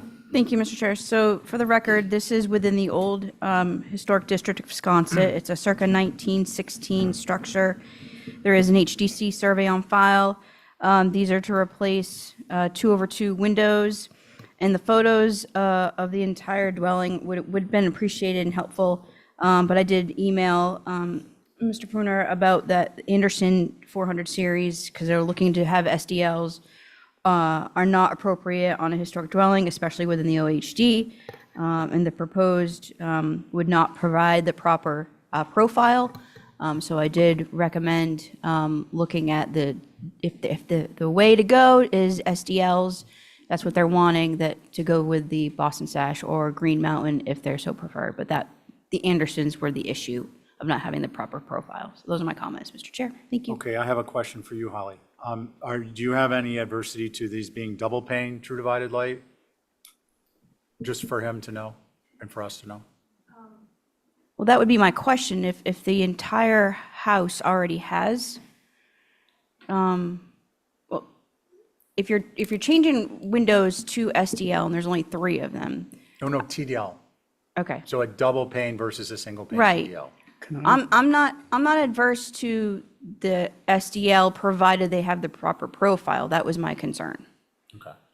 So I'm sorry, I think I'm not making the point correctly. You can have a true divided light where the muttons go through and through, and you can have a double pane of glass. Do you have any concerns about that application? Are you asking me? No, just a minute, Richard, and then Ray. Provided we can, I think it would be different because they're 2/2s. I think that would be the different of having the double panes. I mean, essentially, they're going to So- look like an SDL. Right. But they're TDL. Ray? Okay, so not to get too deeply into the woods on SDL, TDL, double pane, a true divided light double pane window is why we have the prohibition on insulated glass windows in the OHD. Because each pane is its own sandwich, which means that you have to have muntins that are about 1.25 inches thick. And we all remember those from the 1970s and 80s, and they look horrible. So I would say, from anyone's perspective, those are completely off the table. I'm not even sure you can get them anymore. So it would be SDL where the mutton size was appropriately sized. You know, you can get that at a number of different manufacturers. But the Andersons have that flange that, okay, so enough of that, that's it. So just a little tidbit of information. Way back in the 1870s, the muttons actually looked like what these would have to be. That's what they were. In any event, I think we got enough information to move forward. Do we have anything from Sconset? I mean, we could quickly dispense with this as TDL, and that's what can be Yes. approved and move forward. Richard, are you going to, And Rob is here, Mr. Chair. okay, Rob, why don't we have you, since we've weighed into this as we have. Go ahead, please. Thank you, Mr. Chairman. It's Rob Benchley, the Wisconsin Advisory Group, which was myself and Clement Durkis and Caroline Ellis. And as we previously had commented that the application seemed to be incomplete. However, obviously, there's been a lot of discussion in the office about this, so we have no further comment. Thank you. Okay, thank you, Rob. I appreciate it. Let's see. What would you like to do, folks? I'd be fine with single glazed windows. Okay, TDLs. TDL, correct. Okay. I think, Richard, there's really not much option on this, given its location, so we're going to bring this through approved as a TDL, and then you'll, storm windows, interestingly enough, don't require HCC approval, but those, you'll want to be looking at triple tracks or some other, preferably a wood frame would be nice, but that's up to you. Could I ask a question? Yeah. On the photographs, the whole window looks like it's tan. Is that just a? That's the storm. That's a storm, okay, thanks. Okay, how about a motion, folks? I move to approve these as TDL windows. All in favor, say aye. Aye. Any opposed? Carries unanimously. The front end was a little simpler, Richard. Good luck with this. Okay, thank you. Yep, 8 New Mill Street, add dormers. TJ, is he with us? Yeah, I'm here. Oh, hey, TJ, how are you? Good. Hey, we caught just a kind of inaudible audio on the last one, so That's all here right. we are. Oh, yeah. Okay, why don't you go ahead and get us started? Okay, this is a colonial on New Mill Street near the Civil War Monument. It was built in 1980, and we were looking to add a shed dormer front and back. Okay. Anything else you want to add? I think that's it. And we're also adding a soffit to have an eave to run in front of the dormers. Okay, thank you. Any questions for the applicant's agent? Holly? Thank you, Mr. Chair. Yes, so for the record, this is a circa 1980 infill. There's actual HDC survey on file, believe it or not, non-contributing. While this is a contemporary infill dwelling, it was designed as a typical Nantucket 4-bay. The proposed cross dormers are not appropriate and do not follow the guidance in building with Nantucket in mind. Specifically, page 109, dormers must be placed on the front roof. The gable type is preferred. However, gable dormers should be similar to the main roof in character. Dormers should be set back at least 1 foot from the roof edge, front and ridge, and the proposed dormers must be recessed. So those are my comments. Thank you. Thanks, Holly. Mickey, do you guys have anything? Yeah, similar to Holly's comments, this is very inappropriate for the front of the house. It does not meet the guidelines. The front dormer should be eliminated. The rear dormer would work better as a shed dormer, but it needs to be set back a foot from the face of the building. That's it. Okay, thank you. Let's see, who would like to begin? Concerns? It is myself, Abby, Angus, regular board. Anything from the public? Oh, I'm sorry. Oh, Yes, yes, please. thank you. Thank you. Please identify yourself and street address. I'm Ann Davis, 15 Mill Street. I'm a direct abutter to 8 New Mill. You know, I came upon this plan because I was looking at some plans for something else that's coming later in the meeting. And I need to speak in opposition of this dormer design because there's nothing quite like this on any two-story Quaker form in the ROH. These dormers are really big and boxy. The north and south elevation show them, actually, Holly, would you mind scrolling to the north or south elevation, please? Oh, no, a little further. Oh, yes, wait, oh, no, that's it. Yeah, the dormers go pretty much from the roof line right to the ridge line. And that's really unusual.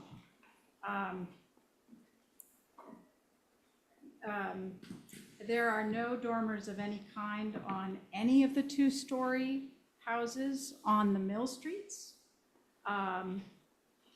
Now, 1.5-story houses have dormers on the mill streets, but they are diminutive in form and they're set back from the roof line. These proposed dormers will be visible from New Mill, and because of the open yards on Mill Street, they will be visible from Mill Street as well, and the public land bank, open space. I'm concerned about the precedent dormers of this size will set in the ROH. I mean, will there be a wave of homeowners, blowing out their attics to maximize floor space? This is a precarious precedent to set for the two-story traditional Quaker form.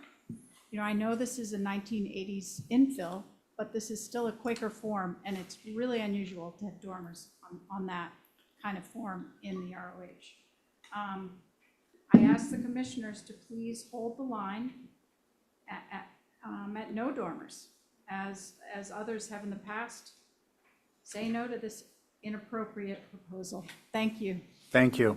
Just to clarify, obviously, we make determinations based on a case-by-case basis. So be that as it may, who would like to begin? It's the Mr. regular Chair, I do board. have a Oh, hand Holly, I'm raised. sorry. I do have another hand raised. Patty Oh, you Bieldman do? is on. Who? Patricia Bieldman. Patricia, can you hear us? Yes, thank you so Hi, much. Patricia. Can you hear me? Go ahead. Okay, fantastic. Good evening, I'm Pat Beilman, and Patricia, I'm sorry, it's very difficult to hear you. Can you hear me now? That's a little bit better. Okay, great. Let me just turn this up. Okay, great. I'm Pat Beilman, and I'm expressing my and my husband David Poor's views. We live at 17 Mill Street. Directly, we abut 8 New Mill Street's backyard. When I saw the proposed application, two thoughts came to mind.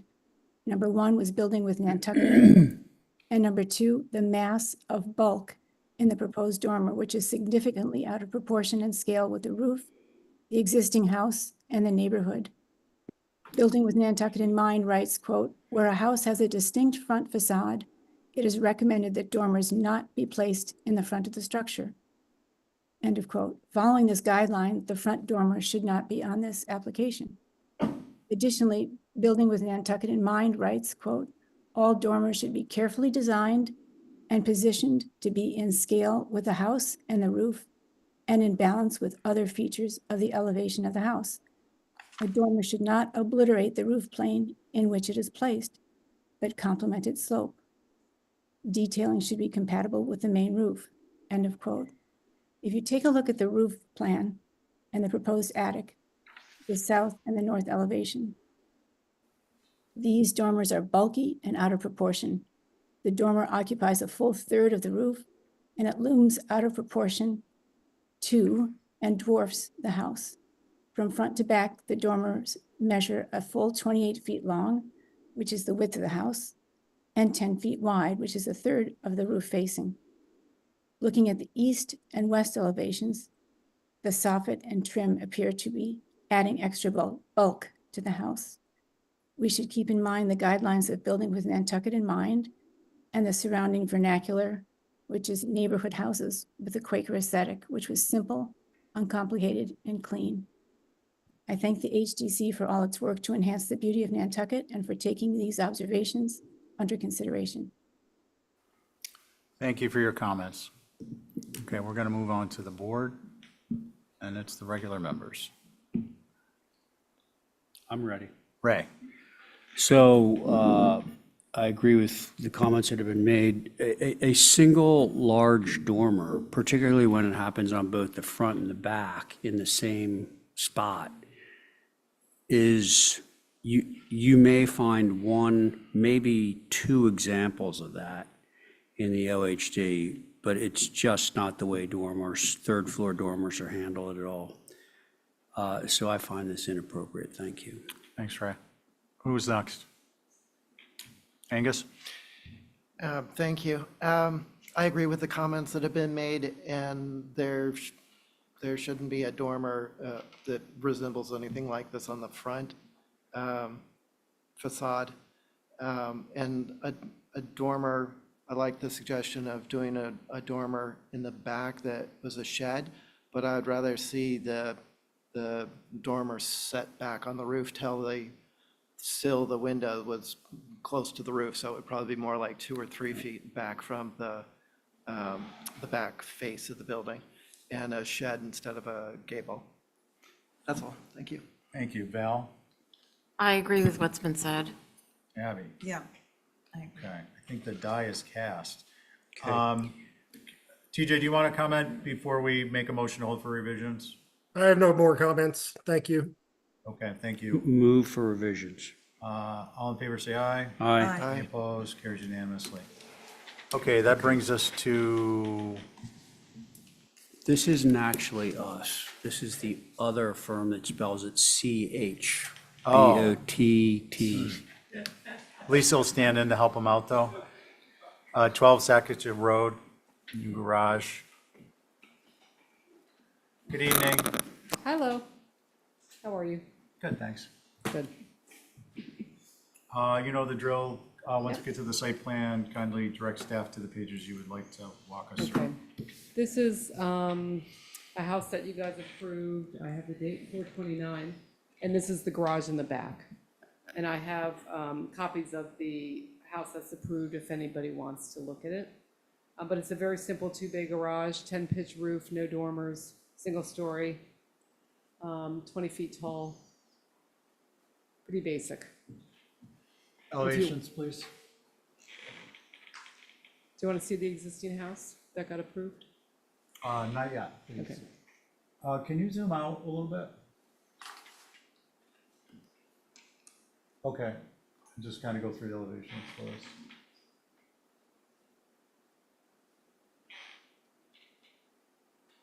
And that's it. But I thought I put this on consent. I don't know why you didn't.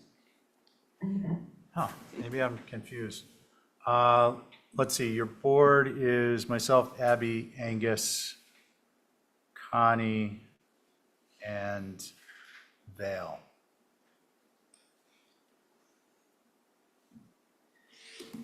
Who would like to begin? I'll go. I don't have any concerns. Okay. Who else? I can go. I have no concerns, but is there also a demo, or is that just? Yeah, it went on consent because it was part of the demolition in for the the- main house when we got the main house approved. Perfect, yeah, it was Val. new business. Connie, okay, thank you for asking, Connie. I think Abby? Holly has something to say. Holly, did you have something you want to add? Thank you, Mr. Chair. I just wanted to question one, does the 10-12 roof pitch match the new main It house? does, and I have the drawings with me. if you'd Perfect. like. That was my only question, make sure that it matches, and if no, no concerns. Okay, thank you. Abby, No concerns. does anyone have any concerns? Motion to approve is submitted. All in favor, say aye. Aye. Any opposed? Okay, that carries. Next is 16 Eastern Street, Studio Edition. The board will be myself, Abby, Angus, Joe, and Val. Okay, this is a single-story addition on the, I gotta get the right elevation, south elevation, sorry, north, east side of the site, alongside the Coast Guard. A single-story addition to house, it's a bathroom and a closet. Okay. Any And there were question? some minor window revisions too, sorry. I think we just changed the look of the dormer by adding a little bit more glass and the proportion of the windows. Anything else? Nope. Okay. Any questions at this point? Holly? Thank you, Mr. Chair. So this is an infill within the OHD section of Brant Point. An inbound chimney is better. However, it bisected the dormer, and the dormer should have more shingle space and not four-ganged windows. And I would refer to the previously approved west with the three-ganged and shingle space as a preferable elevation. Thank you. Thank you. Can I- Mickey, do your group have anything other than Holly's comments? The chimney is being removed, is it, or moved into the center, is that correct? Yes, it's being removed. It's no longer on the exterior. It's now in the main mass of the building, Yeah, thank you. So we have no concerns. right there. Okay, thank you. That's the proposed. The other is the previously approved, Yeah, I hold on. believe. Oh, the other one was previously, okay, because it was on the side, now it's on the. Yeah. Board members? Abby, no concerns. Angus? No concerns. Val? Ditto. Joe? Ditto. I love this little building. Get a motion. Motion to approve is submitted. All in favor, say aye. Aye. Any opposed? Carries unanimously. Okay, we are now on to Make the six. note that we're going to hold 7 and 8. Pardon me? We're going to hold 7 and 8 because we don't have. Two dukes? Yeah, information that one of the board members requested yet. Okay. All right, we'll note that when we get there shortly. 6 Woodland Drive, Cabana. Has this been heard before, or it's just been on the agenda forever and a day? No, this was something that put on consent 514. Oh, gotcha, okay. So that was an error. Okay, well, we're all teamwork, makes the dream work. So that's regular board, and it is 6 Woodland, and do we have someone from Stowe here to represent?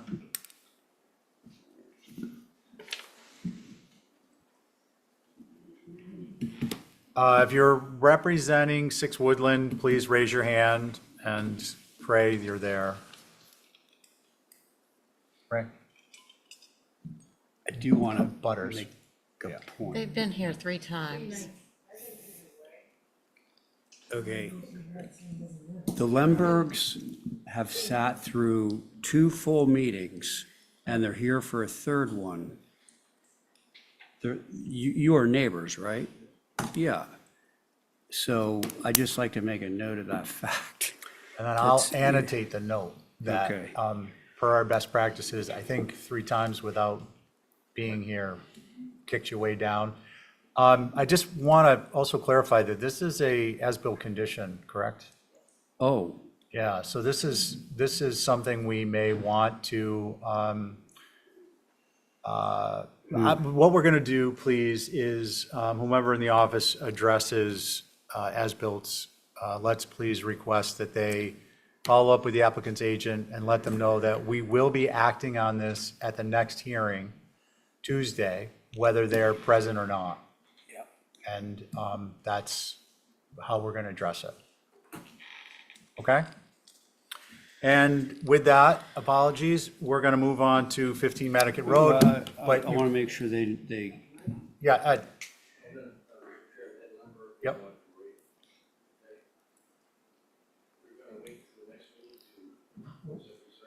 Yeah, unfortunately, what we're going to do, Ed, is we don't have the applicant here to share.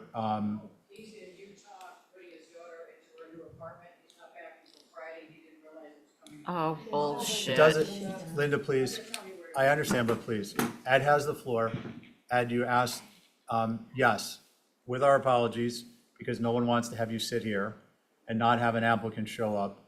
What I would try to clarify is that this isn't a new structure or something that's waiting to get built. And the applicant's agent, I'm not suggesting they're doing this, but there are instances where someone could just not show up. Good folks like you show up, they want to comment, they don't have an opportunity to. In our best practices, there is a prohibition on that, but in this instance, because it's an as-built, we're going to take an extra step, which is not atypical, and indicate We will act on this next Tuesday. We will take testimony from whomever is here, including yourselves. And if the applicant's agent is here, great.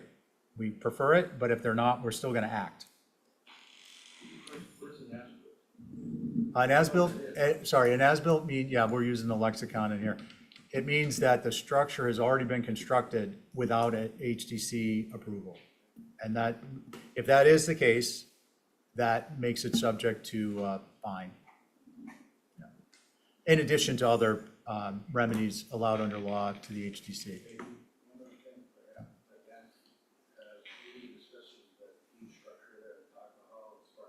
Yeah. I believe you mentioned it three times there's been changes to denial. This is not the same animal. Yeah, it would be slightly different because they actually haven't had an what that animal is you come in, you don't make changes or you make minor changes. It's a death by 1,000 cuts. In this instance, they haven't even brought it in, or they haven't spoken on it. Okay? Again, apologies. Sorry. You've been very patient. We thought you were just here to enjoy the festivities. Okay. 15 Nantucket Road, unless stated otherwise, these are all regular board. And Tobias. Thank you, members of the board. I appreciate the free pizza every evening. This client at 15 Nantucket Road, Mr. Dan Driscoll, who's very involved in filming all your meetings and been very involved in filming things all across the island. He's been watching many of your meetings for a long time and thought he would like to get some solar. This is on the main mast in the rear of the structure, the rear of the property. It's right on the hill of Nantucket Road. He has already planted in a large amount of screening over the years to screen this. He's been thinking about this for a long time. And we've got the panels positioned so that they will fill up the whole roof. And it's minimally visible and just a little keyhole in which you would see it at the very back, but again, minimally visible on a black roof. And I would note the large amount of screening on either sides of the driveway, minimizing its view. Thank you so much. Thank you, Tobias. Let's see, concerns? Yeah. Val? It looks like a wood roof. And again, it's the front of the structure. As I mentioned, the roof has been completely redone. It is a black roof. I'm happy to submit. Okay, I appreciate the clarification. What I'd like to do, just for everyone in attendance and online, you can clarify, put your hand up, and then we won't have back and forth. And if it's a burning desire, like that's a relevant point to clarify. Val, anything else? No. Okay, and Tobias, do you have any images of that with the black roof? Not questioning you, I'm just wondering if they're in the file, we could flip through it. I'm not sure. It says wood on the application. Okay, so that'll be a point of question later in the process. Angus? So again, I'm just referring to the guidelines that were created before I joined the board. And I believe they're pretty clear about not putting it on the street side or front side of the building. So that would be my concern. Okay, Abby? Yeah, nothing to add. Okay. Ray? Same. Same. Same, I will also just note that these photographs taken, I'm sure fairly recently, it is indeed a wood roof, but I'm not disputing you, Tobias. Maybe between the time when the photos were taken and now it's turned to black, but not in these photos. That's correct. My concern would be, as with the prior application, it is on the primary mast and it's on the front of the structure. And if it were relocated to the lower roof, it's still on the primary structure facing the street. So that's a concern for me individually. And I think, Tobias, do you have any options for ground array for those particular panels or anything you would like to do to look at for, with respect to a revision? I think for the, if everybody's spoken, Chair, I have looked at other options for this applicant, and this applicant's very eager to do the right thing, go solar. And he did feel that his, roof has one plane with the solar on it. It's a keyhole view. It is on the front of the structure. The board has approved solar on the front of the structure with very, very limited visibility in the past across the island. And I think in those cases, it has been appropriate. And I would encourage the board, and I just want to be brief because I know you guys have a big agenda and I'm happy to come back and speak further on this, but the viewpoint in my mind of solar is it's being put on an asphalt roof. And that asphalt roof is not a historic material. And the evolution of buildings changes over time. This is not a historic structure. It has a minimal visibility. And I think there needs to be some sort of standard in regards to an application's overall impact. In my mind, this is a very low impactful application. Earlier this evening, the board discussed a much more impactful application like 18 Sparks Ave or the new Mid-Island. And I feel like the change I'm making here is a much smaller change in the historical fabric than a more impactful application.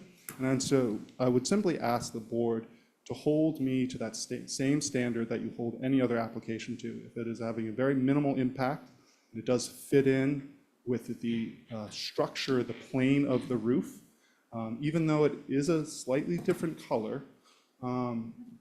Again, I'm sorry for the lack of updated photos. This is a black roof, I swear to you on my life. But I think the important thing is that, my application is held to the same rigorous standard that this board holds all applications. And in the fact that it's not very impactful, it is a small change versus a much larger other projects that are before this board.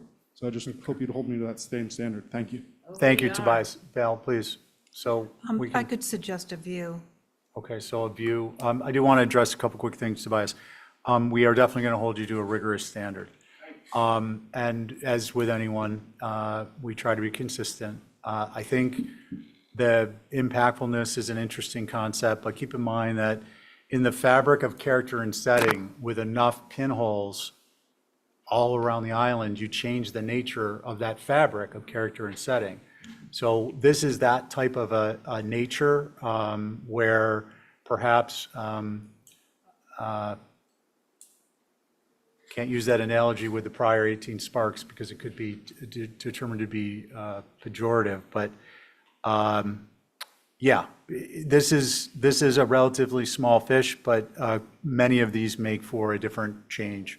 So I think what we're going to hold for is Motion for view. revisions and information and a view. Happy to do that. Could I just briefly respond to you, Stephen? Yeah. I think my point in saying that minor pinhole changes, my client likes his wood roof. Yeah. His other two buildings have a nice wood roof, and he made the change to a black roof. So it's like we've already moved down the path. Okay. And I just, Ray, in one quick sec. I just want to give these a level of prioritization. I don't think the primary issue is whether it is a wood roof or a black roof. It is in our guidelines that it be a black roof. I understand what you're saying is your client has gone ahead and took that step, but that it's a subservient issue. It's on a primary mast viewable from the street. So we'll look at it and see if there's some mitigation we can come up with. Ray? I'm just going to throw this out there. I'm looking at this view from the street and looking at the hedge and saying to myself, given the fact that your client has put a lot of money into that cobblestone apron, if you were to take and swerve the drive over, move the hedge, I think the visibility of this thing would change. You could potentially not see the house at all. Just assuming that you're entering the property where you are now, but then altering the location of the hedge and so forth. I'm just throwing that out there. Okay, thank you. Thanks. Hey, can we go to the site plan? There's actually a site plan? Sorry. There's also a little cluster of trees like in the middle there, but they're not massive. Okay, I mean, that's the option there, is some type of vegetation closer to the structure. I appreciate all the feedback and we'll hold for Yeah, revision. I'm trying to take all sides in here, okay? So we have the motion, did we vote on it? That's my motion. Okay, all in favor, say aye. Aye. Any opposed? Okay, that carries unanimously. Thanks, Tobias. We're going to be holding at the applicant's agent's request, 2 Dukes Road. No one in attendance for those, Holly? Anyone, raise your hand. I'm going to hold mine, Mr. Chair, because they're on their way. 10 West and 1 Old. Westover and 1 Old North. Westover's on their way. We can do 1 Old North Wharf. Okay, why don't we go to that?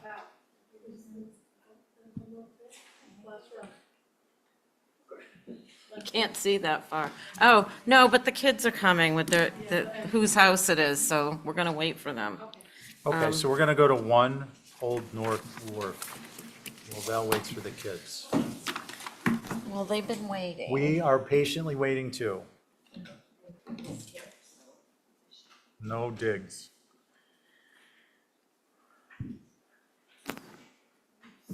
St. Mary's Church. I think Lord McKenna has a song. Parking lot, St. Mary's Church. That's the name of the song? I think it's in there. I can't remember the name. Don't ask me to sing, you regret it. Let's see, Val. Once you get your site plan up, kindly direct the staff to the sheets you'd like us to view. Okay. I actually have a few things I'd like to say first. That's okay. This building is from the 1940s, the little existing building. It came in a few years ago, I believe, to be demolished. Yep. And it was quite clear that that was not a go, because everybody wanted the human scale to stay on the street. So keeping that in mind, we're trying to do this as an addition and keep that building exactly the way it is.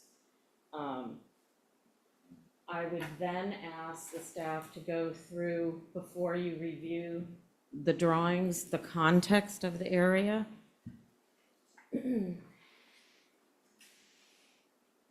Is this the slide you want? Well, there's that, but there's a lot of photos. Okay, of- just if you give a little bit more clear direct, what would you like?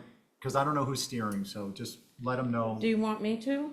No, just let them Okay. know, go through the slides Okay, or yeah, whatever it keep is. going, keep going. That's the drawings, but I want you to see the context first. So there were comments, and I put more photos in because there were comments from HSAG making some suggestions about a 1.5 stories with dormers, and I would just submit that if you look by and large, these buildings that are down in this area all do have a little balcony. They're very simple structures. I think I only found one that had dormers. So we're trying to keep that in mind as we try to do this addition.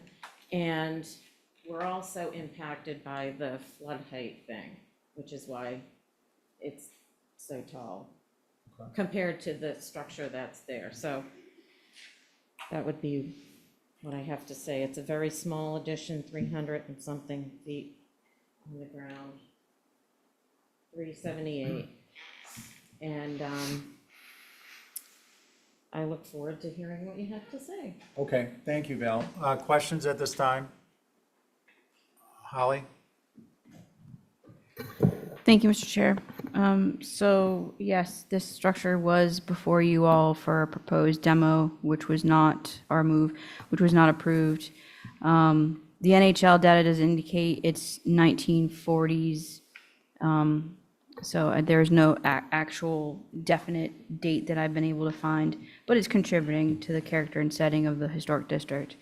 First of all, this structure would have to comply with Resilient Nantucket, our design guidelines that were adopted in 2021. So we would need an elevation certificate for this application with the ferment map, as you all have requested with your best practices. This addition is very tall and overwhelms the existing historic cottage. At 26 feet 9 inches, it dwarfs the cottage in both height and scale. The addition will need to come down in size.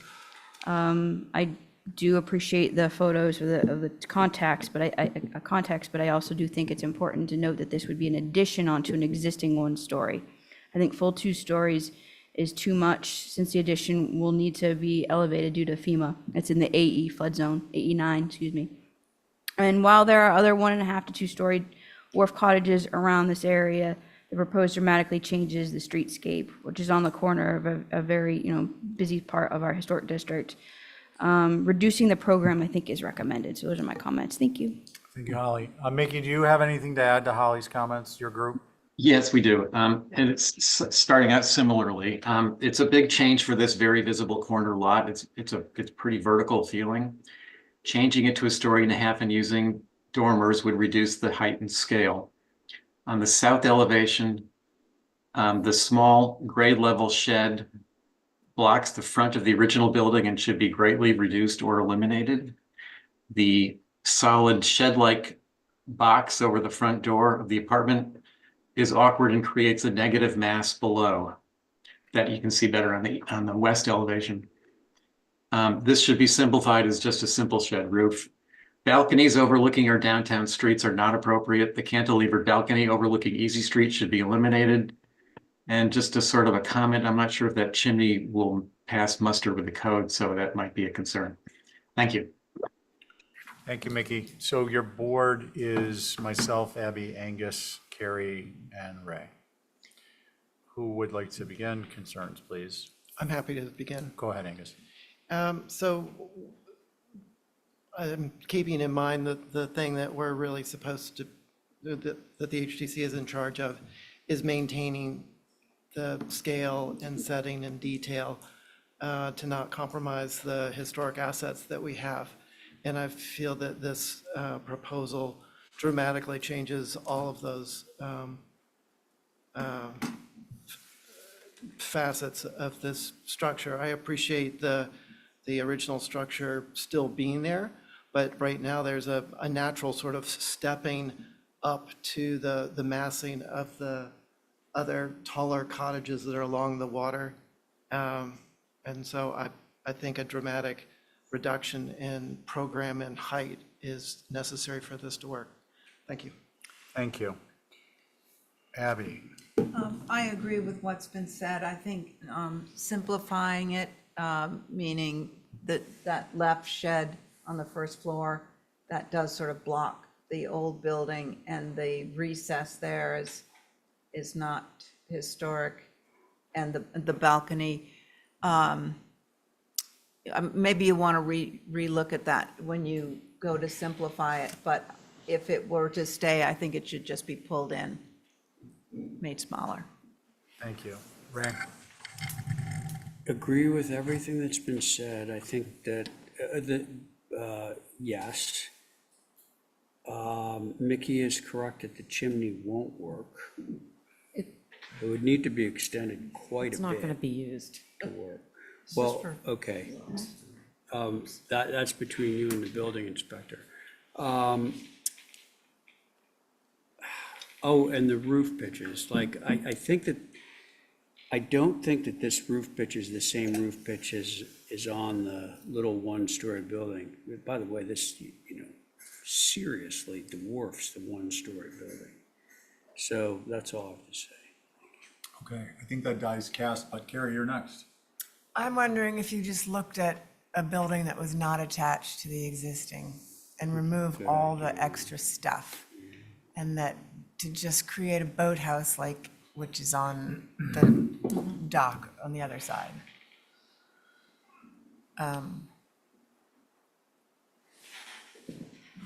Anything else? That's it. Okay, I agree with the comments. I think Carrie's got an interesting point, and I think that could be appropriate.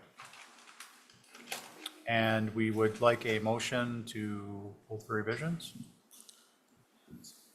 So moved. All in favor, say aye. Aye. Any opposed? Carries unanimously. 10 West Dover, Bill? When you're ready.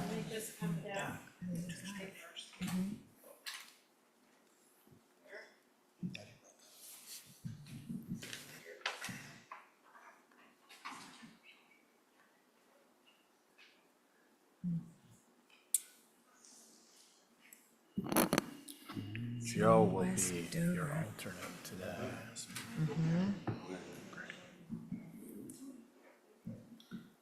Okay, good evening. Board is myself, Abby, Angus, Joe, and Ray. Okay, so this is a proposed dwelling for Jeff's daughter and her family, and going in place of the building you allowed to be demolished, which was an old shed shop, I think. So with that in mind, we tried to create, oh, sorry, this is the site plan. We tried to create a facade that gave homage to the building that was there by using the doors and replicating the windows so that it looks, you know, when you drive by, you'd say, oh, they must have added up on that structure. We kept it to a story and a half. We have a very small footprint we can work with, and Rachel has 4 kids, so we're trying to get, you know, as much space as we possibly can. Do you want to say anything? Could you go back to the site plan briefly? Yeah, okay, so as you're looking at the elevation, just want to make note of the fact that as I'm facing at my left, 4 feet of the building is behind our house that currently exists. So you would be seeing the entire front mass directly from the road.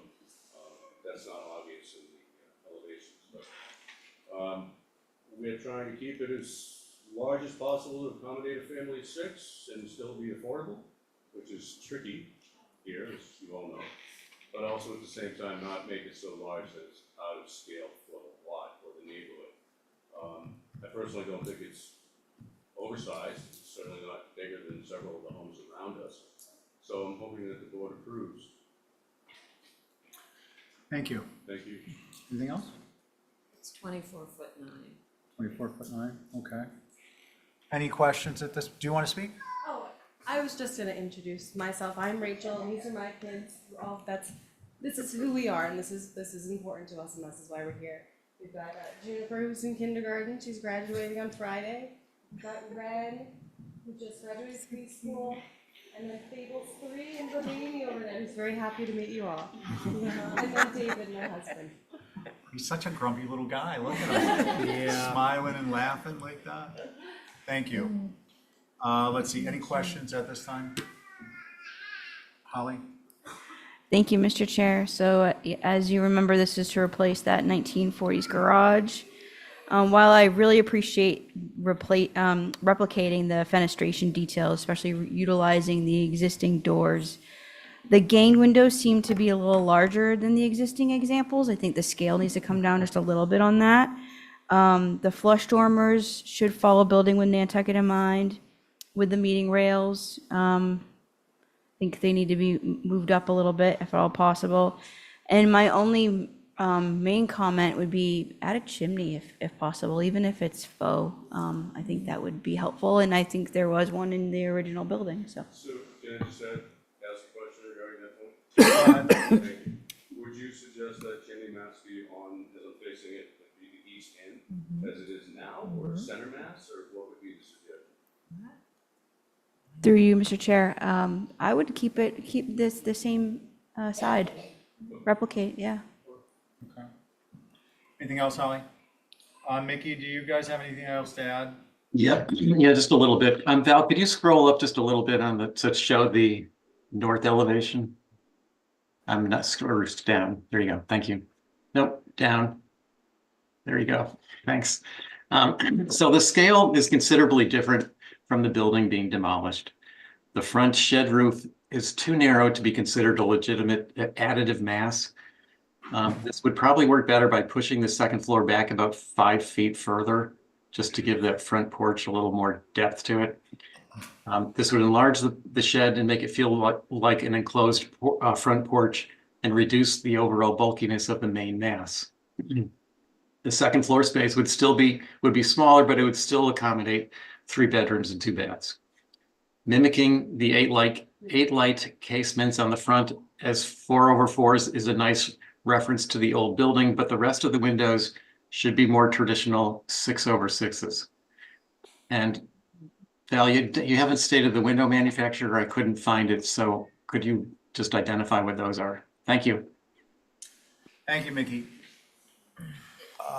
Ray? It is on the plan, it says Anderson, Anderson? Woodwright. Woodwright. Okay. Ray? I'm actually not ready yet. I'm Okay. trying to figure this out. Let's see, it's myself, Abby. Can we go back to the elevations? I didn't bring my pad.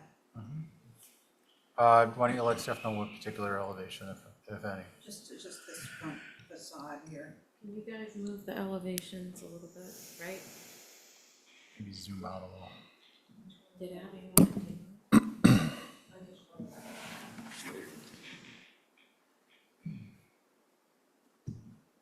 So Val, the windows are different than the ones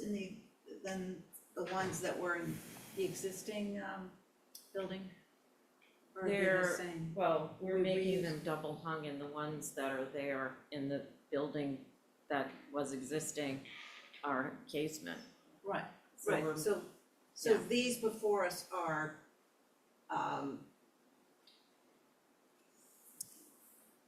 what is it, 4/4s? Yeah, Okay. And they're double hung? yeah, I didn't. Okay, because Casement they would still be- look like they're casement, but I couldn't quite, see how that thick mullion in the middle looks like they are not, 4/4s. So I think that the thing that catches my eye is the second floor. And, you know, if the middle of the window were at the eave and those dormers were pushed up, I think it might read a little more easy. It's just very dramatic with the, then it's 6/6 over the front door. I mean, it's a nice design, I just think the second floor is overwhelming. So maybe that could be calmed down a bit. Ray? I'm now ready. Okay, so Holly and/or Mickey mentioned, or maybe it was somebody else, but the meeting rail thing that we have, which this doesn't quite get to. So let me tell you briefly what my concerns are, and then I think that I will also offer a potential remedy for that. So the meeting rail thing ties in with this sort of face of this building, like how much wall we're seeing from the visible part of this, which is Westover, of course. So if we were to increase the roof pitch from a 12 or an 8 to a 9, and by doing that, we keep the ridge the same and we drop the eave down, what it's going to do is it's going to provide you with less space on the front of the building. But then if we go around to the back of the building, where we all agree there's no visibility, you could practically dormer that whole thing. So take the space that you're losing in the front of the building, this is on the second floor, space that's being lost in the front of the building, and move it to the back of the building. And then, as seen from Westover, the eave is coming down lower. You know, we're getting the meeting rail where it's supposed to be. The steeper roof pitch means less wall, more roof. So I would give that a try. It just simply means kind of reworking your program a little bit on the second floor. Yeah. That's it. Okay, thanks, Ray. Carrie? Oh, am I on it? Oh, I'm sorry, Joe. Yeah, I echo exactly what Ray just said. It's exactly what I was thinking. And in addition to that, I would consider pushing the second floor facade back maybe 12 inches. I think Mickey said a few feet, but I think that the thing that's troubling to me, by the way, I'm sorry to start with the negative stuff, because actually the front elevation and the way that it is inspired by what was there and the fact that you're reusing the doors, I think that's great. What I question is the 10 pitch that's on the first floor that runs across this, that I think is going to feel kind of abrupt, especially relative to an 8 pitch for the primary mass. So I think if you steepen that pitch, I would consider lowering the lower one also to a 9 so that they match. And if you push the second floor back maybe 12 inches, then that roof will climb back up and your elevation will look similarly. And as Ray pointed out, then the program could shift to the rear, and I don't think you'd lose anything upstairs. And I think you'd get a little bit more depth in that facade. Those are my comments. Thanks, Joe. Angus? Thank you. Yeah, my concern is the dormer being so close to the facade. I think it's only a foot, and I agree with each side comments of pushing it back. And the rest of what Joe and Ray have said about how the program could shift back, and you probably wouldn't be having much of a net loss of space. I do appreciate the inspiration from the earlier structure, and I think that even though it's unusual, it would be worth keeping those as casements on the front, and then the rest of the house going with something that would be more traditional. But I think that facade depends on a certain amount of roof above the doors, and with 1 foot depth, it's nowhere close to pulling that off. So I think 3 feet would be a minimum. Thank you. Thanks, Angus. I've got a little different opinion, actually quite a bit different. I think the short roof, I don't think you're going to overcome the shallowness of the first floor short roof. I would suggest you go the opposite way. I think that this could become a salt box with a second floor roof pitch that matches the existing structure. You can put a full dormer off the back that's flush. It's not going to be visible. Chimney on the left, and I think the critical element of this being successful will be to orient the fenestration units. Is that what we were saying? Fenestration units? Yeah. And plank frame. It could be more reminiscent of 33 Prospect, not in terms of size, but in terms of the emotive quality of the character of the structure. You're going to get more second floor space because you're basically bringing the second floor facade out over and flush with the first floor on the front.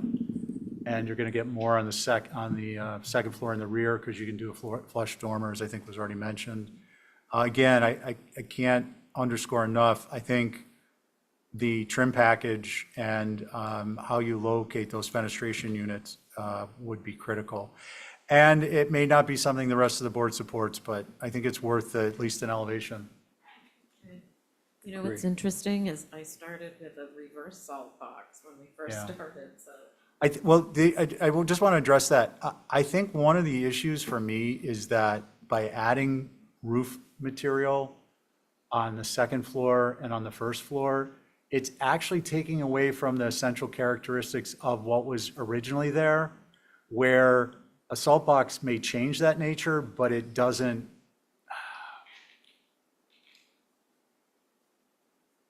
detract in a sense. This, to me, as proposed, competes with what was there, where the salt box would instead honor the fenestration on the first floor and play off that, and in a way that you don't have a lot of roof mass, which I think is really going to make perhaps a detrimental change in terms of how it's viewed. I'm not lobbying, I'm just clarifying. What would we like to do, folks? Hold for revisions, or unless you have something else. Motion to hold for revisions. All in favor, say aye. Aye. Any opposed? Okay, thanks. We look forward to what you bring back. Yeah. Would it be appropriate, Mr. Chairman, to comment on something I heard earlier on YouTube? Sure. This should be You mentioned interesting. during the discussion on the Sparks Avenue property that there seemed to be a bit of apathy locally on the project. I think Oh, that's not the word that I used. somebody was saying that they seemed surprised that there was a lack of input from the public. I sat there and I said, well, it's actually my opinion is that we're trusting you to do what you did. Honestly, I'm That was not in my a thought. position- That was my thought too. Guys, I want to be really careful. A comment from the audience is something we can take, but we really can't comment on it. It could really be grounds for a nasty Understood. appeal. I just wanted to know that we appreciate your efforts and the fact that you're sitting in the chair, because I am not. And that's why I'm not commenting on my opinion. So I appreciate you all being here. Fair enough. We appreciate it. Thank you. Okay, we are going to move on to two. Wow, that was. Federal. Is there an eclipse today? Oh, the lights are going out. Uh-oh. All right.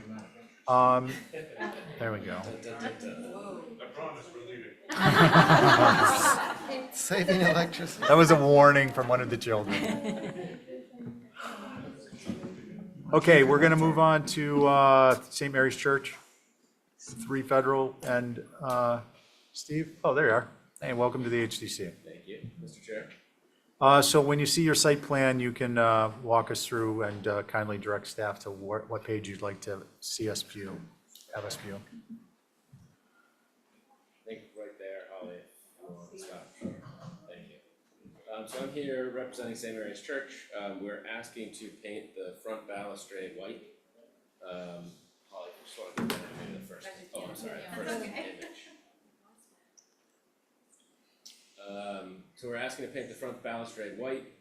We've asked to leave the risers and the stringers on the stairs natural, but if the board would wish that they be painted white as well, I'm certainly happy to do that. And then to keep everything uniform on the north elevation, which is the side street on the left, we've also asked to paint that staircase balustrade white a little bit farther down. Next page, yeah, right there. And so we'd be glad to paint all of that balustrade white as well, or happy to leave that portion of the natural. But out front, the natural railings just sort of got a little dingy, and the thought is that the white paint would sharpen it up a little. Okay, thank you, appreciate it. Any questions at this point? I do. Val? Is the rail painted too? The rail would be painted. So everything will be, Yes, yeah, posts, okay. balusters, Yep, rails, gotcha. yes. Okay, good. I can Thanks. start. Abby? Holly. Sorry. Thank you, Mr. Chair. So St. Mary's Catholic Church, circa 1896. I believe this is a CPC project, if I'm correct on that. Appreciate the historic photos and precedent for the white railings. The 1960s photo shows a different deck configuration with no deck at all and the masonry stoops at each entrance location. The balustrade was actually the fence, and more importantly, the railings to the stoops were metal. Same for the 1930s photo when the post office was being constructed. The only historically white balustrade that existed was for the ADA ramp with the crossbucks design. Now the church has a lot more entrances which would be white. Maybe a view or a proposed rendering is needed to actually see what this is going to look like. I am concerned that there would be a lot more white than what was historically there. So those are my comments. Thank you. Thanks, Holly. Mickey, does your group have anything? No, we were actually okay with this, but I respect what Holly is saying. It's going to be a big change and might need some further thought. But and I have another request. Could you please ask the applicants to speak closer to the mic? It's hard to hear what they're saying. Thank you. Sure. Yeah, Steve, you can pull that right up to you like a popsicle. Okay. When you hear it in here, then it's being broadcast. Copy. Mickey, can you clarify, do you have any parishioners there? No, we don't. I'm teasing you. I would like to begin. I will. Okay. Val, Go ahead, Val. And then Abby. I think white will definitely brighten it up. Maybe the lattice below the deck could stay natural instead of painting that, but Well, the proposal is not to paint the skirt, okay, Like I didn't only hear the that. railing, only the part above the deck, I Not think the it's risers or- appropriate, not the risers, no. especially for a church. Okay. I'm happy. Abby, I and was, then Angus. I was going to use the word uplifting, so Oh, That's so religious. that's me. you're good. Angus? I appreciate the photos that were provided, and I'm looking at the very bottom photo where there's just a metal rail, and it looks like I don't know whether that's stone or wood, but what I'm drawing from this is that the architecture is what is highlighted, and the access is mere minimum to get into the building. And then the evolution, seeing it in the 60s with what was a fence and a very simple one with simple balusters and no post sticking up and a simple cap, again, is emphasizing the building rather than detracting from it in the elaborateness of the railings. And so now what there is a very, elaborate balusters and railing and caps and posts. And I'm afraid that if this is white, and yes, it would freshen it up as soon as you paint it, but taking care of paint for decades, I know that is either a lot of work or it changes. And so I would probably not be in favor of painting this. Thank you. Okay, thank you. Can we go to the image of the front of the structure, please?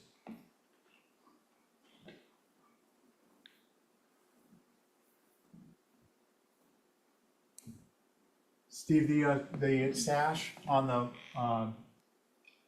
two windows, half round tops, what color is that? Is that like a dark green? I think it's a green that is sort of faded, yeah. Match the doors that were there? In The one old of the doors older were green? photos, potentially, yeah. Okay, just curious. Yeah, I'm fine with these being white. I think Angus does make a valid point. I think that the overall architecture, if this was a 1 or 1.5 story structure, it would be lost with the railings white. But I think that overall, in the scheme of things, as a presentation, that white rail is not going to be what you're focusing on. I would ask, maybe at some point in the future, think about incorporating your lattice or something along those lines if you're going to try and neaten stuff up, is you could work in that dark invisible green, maybe on the face of the risers. Just if those windows are going to stay that color, it would be much simpler to come back at some point when you paint and those are white on the window sash. But if they're there and it's going to be something that gets carried across through other elements of the fenestration, perhaps some integration at a lower level would be beneficial. What would we like to do, folks? What about me? Oh, I'm so sorry. I owed you that from 2017. What did that guy say? He said, July. "What am I, a potted plant?" Remember that? Way Go back ahead. during Watergate or something. So, although I agree with Angus about the sort of the simplicity of the earlier versions of this church, we do have these rather heavy turned balusters that look frankly lachrymose to me and funereal. So I'd rather just see them painted white. And someday all that's going to get replaced anyway, and ideally it would go back to the way it was in the beginning. I'm not sure code would allow that, but, for what, its simplicity was much nicer then. But I'm okay with the paint. Is that a motion to? I'll make a motion to approve as submitted. Okay. All in favor, say aye. Aye. Any opposed? Carries unanimously. I Oh, think- were you opposed, Angus? Angus. Okay, record reflects 4 in favor, Angus, a no. Thank you very much. Have a good evening. It's another one of those Botticelli and Pole imposter. Ah. This is the real one, Oh, this is the real one? yeah. I put 7 this- North Gully Road, new dwelling. Spelling has changed. And let's see, the board will be myself, Abby, Angus. It looks like Carrie and Val. Do we happen to have another pen, because I used the ink up on this one? This doesn't, yeah, I, Yes. Sorry for the pause here. Oh, that's okay. No problem.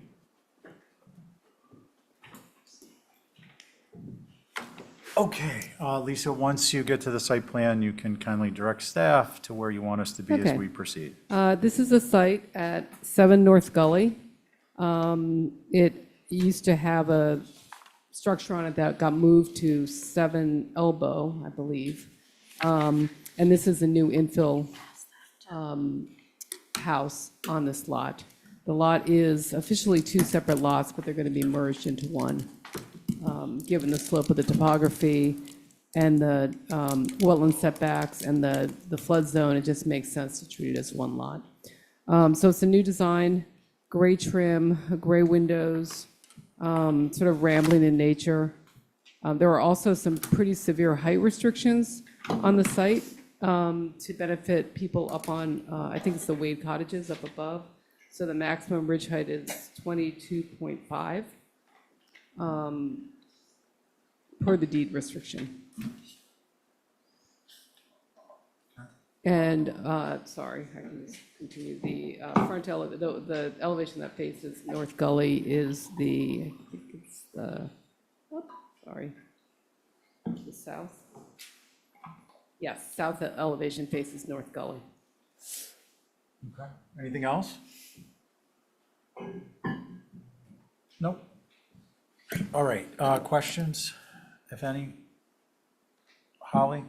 Thank you, Mr. Chair. So this is infill within Codfish Park. As Lisa mentioned, originally 7 North Gully was on Front Street, actually, as Mrs. Mass Garden House, and then Wade Green moved it to this location in the 90s, and then you all allowed it to be moved to 7 Elbow Lane, and that structure actually was built in 1881. Pretty cool. Appreciate the low stature of this dwelling. I'm curious on, I know that there's only one other dwelling on this side of Codfish Park, or North Gully, I should say. I'm curious on how it fits in with the other structure. The chimney detail, I don't think is typical, but appreciate it in Codfish Park, a little quirky. The dormers should comply with building with Nantucket in mind, off the sides and ridge. And then overall, I appreciate the additive massing, so no real major concerns. And I do note that Rob is here. Thanks, Holly. Rob? Good evening. Yes, Mr. Chairman, thank you. It's Rob Benchley, Wisconsin Advisory Group. And Mr. Chairman, we should note that the body of the comments I'm about to make were made by Angus MacLeod, who was a former member of the Wisconsin Advisory Group and is now sitting at the same desk you are sitting. So, having said that, our comments were that the south street-facing elevation is appropriately scaled and detailed. The secondary mass apparently competes with and detracts from the south section of the house. The second floor balcony and French doors and so-called dormer rooms that dominate the one-story roofs are in conflict with building with Nantucket in mind and building Wisconsin in mind, as they would be conspicuously visible from the Sconset footpath and the beach. And further, the group appreciates the modest height. Thank you, Mr. Chairman. Thanks, Rob. Angus, do you want to start? Well, those are fresh in our mind and we won't have to have repetition. I think he just read it. All of it? You're good? Yep. Okay, thank you. Appreciate it. Let's see, Carrie. I really appreciate the scale of this building. I think the modest height is your downfall because they're equal. And the main mass facing the street is lovely. It kind of reminds me of the homestead in Quidnet. A little smaller than that, actually. Yeah, sure. But I think if there was a little differentiation between the two masses, you'd be better off. And I wonder if one of them comes up a tiny bit, one of them goes down a bit. And I do agree with the dormer. I think if you can just sort of mitigate it somehow on that roof plane, but that's it. Okay, thanks, Carrie. Abby? Could I see the view from, well, I guess it would be east, that faces the water? Yes, east. Yeah. That's right. That's that? Right. Yeah, that main mast that faces North Gully Road is like perfect. And I love the tail end on the right. It's that middle mast that, I don't know whether those dormers just seem a little large, if those could be reduced. I think that would make a big difference for me. And, inset into the roof Okay, instead thanks. of at the roof. Thanks, Abby. Val? I think the front mass facing the road is, as Abby said, perfect. And I think a little tweaking to make the secondary mass a little more subservient is all that's needed. Do you have an elevation in mind, or? Well, I would say they'd be the east and the west. Yeah, okay. And any particular elements? No, just so that it reads more additive. Okay. As opposed to going back, whatever. Okay. Yeah. I have nothing to add. I think, the points have been made and covered. I think it's a charming design, and basically trying to make the second story a little more diminutive would be helpful. Okay, I think just to, we cannot go over that ridge height. That's the maximum, so we can't raise facing North Gully. But I do understand that maybe reduction of the weight of the dormers towards the rest of the addition or the rear L would be appreciated. So Okay. we'll look at that. Okay. Yeah. Good rebuttal.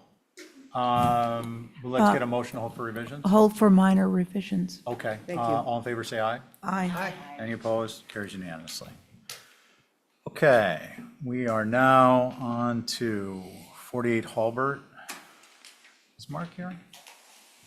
Yes. Oh, okay. I just want to remind everyone that at the end, you get a rebuttal period. Okay. Mark, are you with us? I am. Can you hear me? Yes. Okay. You want me to start? Go ahead. Okay, sorry. Hello, all. This is Mark. I am bringing this to you. This is kind of a continuation of a conversation we had about a month and a half ago with regards to 47 Walsh Street and a lot of the handicapped accessibility motions that we're going through to make that work for the family. 48 Halbert Avenue, this proposal is part of the same family compound. And so it obviously needed its own separate application because it's a separate property, but it's part of the same overall work for this client.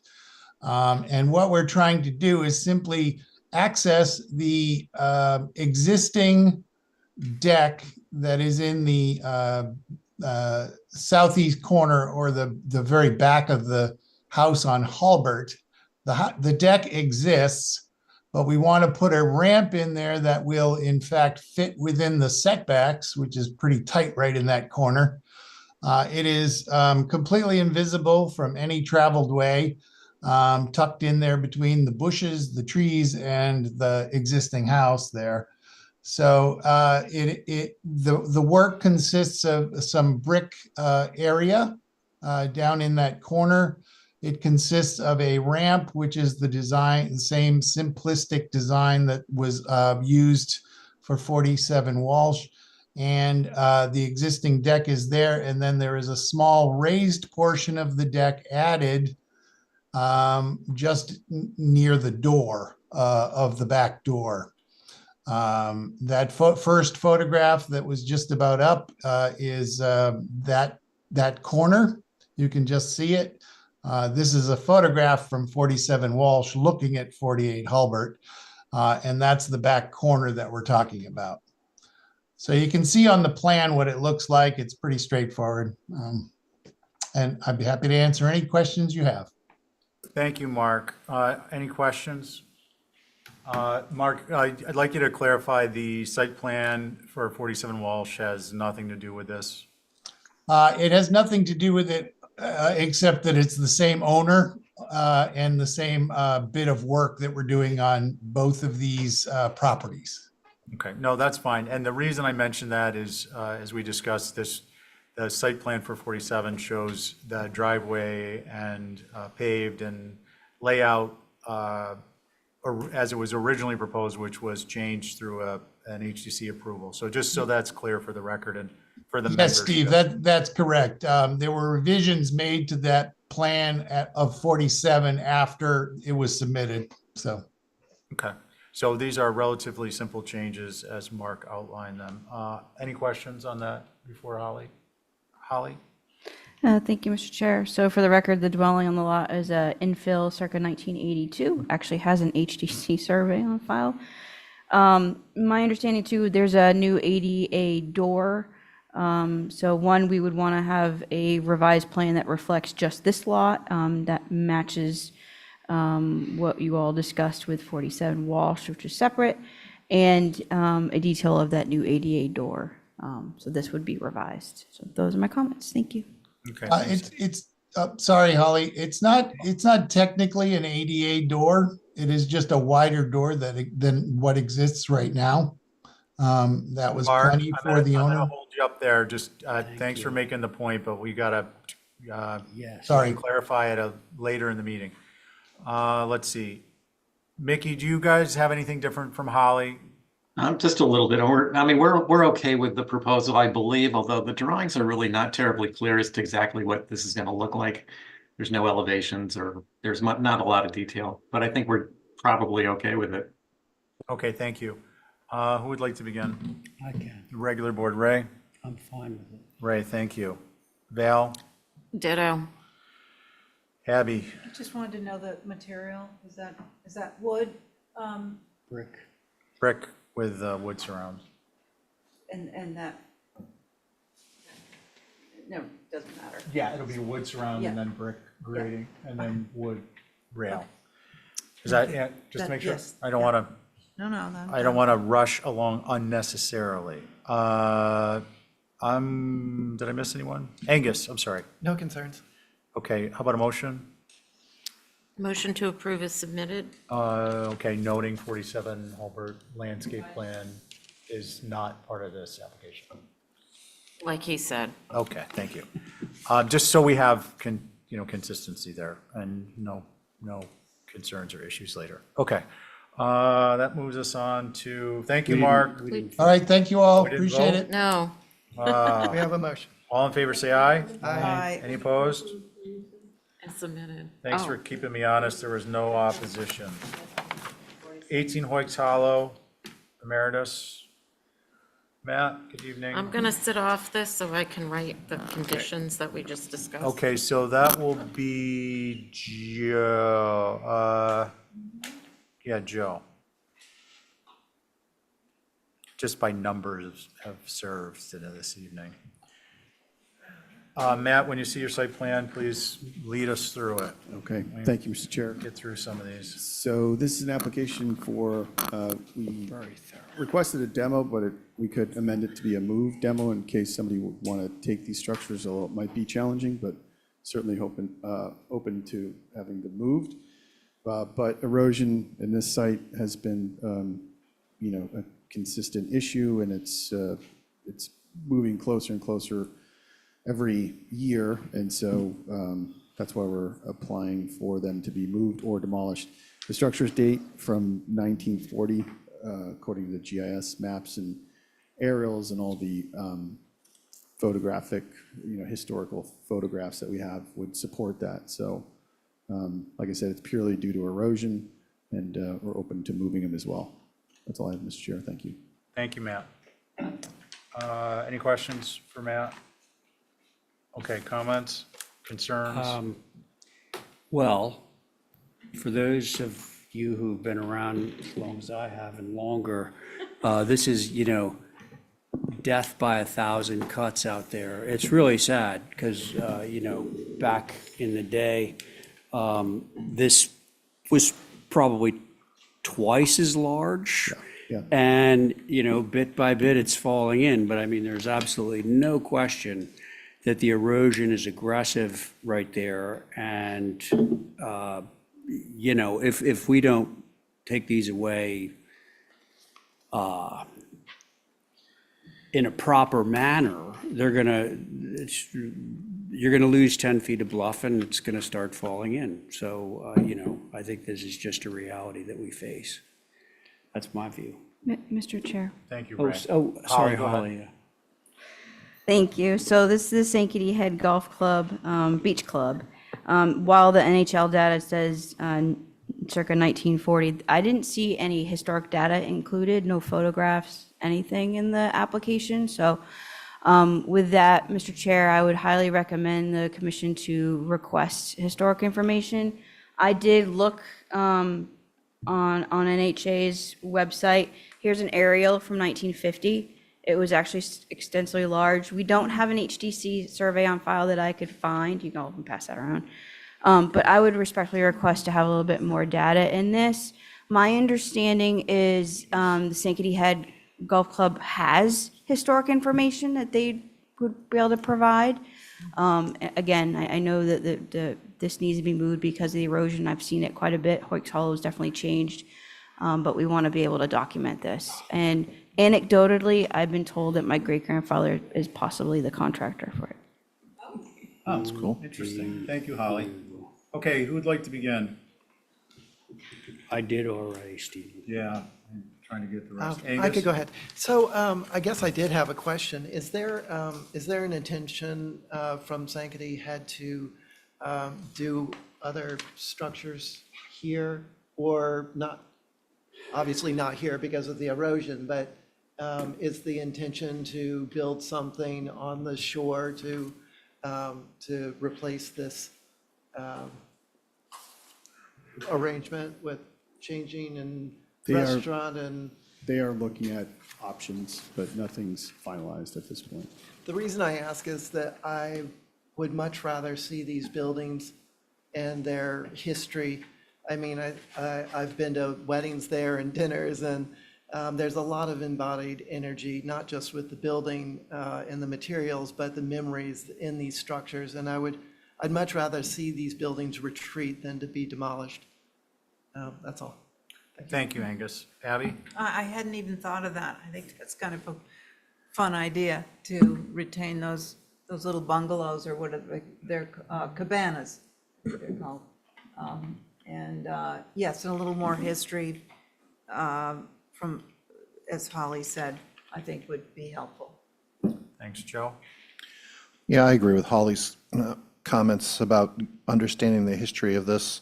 I mean, as Ray pointed out, there is a lot of erosion happening here, but I think it would be concerning if we wiped this lot clean and then had a proposed new beach cabana on the same lot. So I think I'd want to see what the age of these structures are first. Okay. Thank you, Joe. That leaves me, I think. So we want to act on this so that it doesn't turn into flotsam, and if we don't act on it slowly, it will be jetsam. Jetsam's the stuff you toss over, flotsam's the stuff that it just gets there. Yeah, it'd be interesting to get some more information on this, and Matt, I suggest for utility of your own time and your clients, you might want to kind of look at if it's kept there, to what extent and where. I mean, what I would say through you, Mr. Chair, is that I think as far as this site is concerned, I don't anticipate any future structures on this site. Okay. Just given the rate of erosion and the size and dimension of the lot. Like I said, I think, a move demo would be sufficient, but I think that in terms of, what could happen in the future, it's many years away, Yeah, and if at all. I would just add, that was your rebuttal, but I would just add, period, that Holly's point about historic information is very relevant, as is property record card would make a very simple way to present. I haven't previewed it, sorry. There is, and I apologize, we do have, there was no survey. We do have this, like, photographs, like probably about 4 or 5 of them. I'm not sure why they're not in the file. I apologize. Matt, just let me wrap, and then you can, so whatever isn't in the record, I'd suggest put in the record, and, you're gonna make the case at the next hearing that there isn't a place to move these with the rate of erosion or whatever your argument will be, and we'll go from there. Okay. Okay, fair enough? This is a great picture, by the way. Yeah. Motion to hold for additional information, historic information, and we'll take it from there. That's my motion. All in favor, say aye. Aye. Any opposed? Okay, that carries you very much. unanimously, which brings us to the last item on new business of 4:30. We're going to actually get into old business of 5:14 soon. 88 Quidnet Road, Mirka? Oh, yeah, so, she had to leave, but. Hey.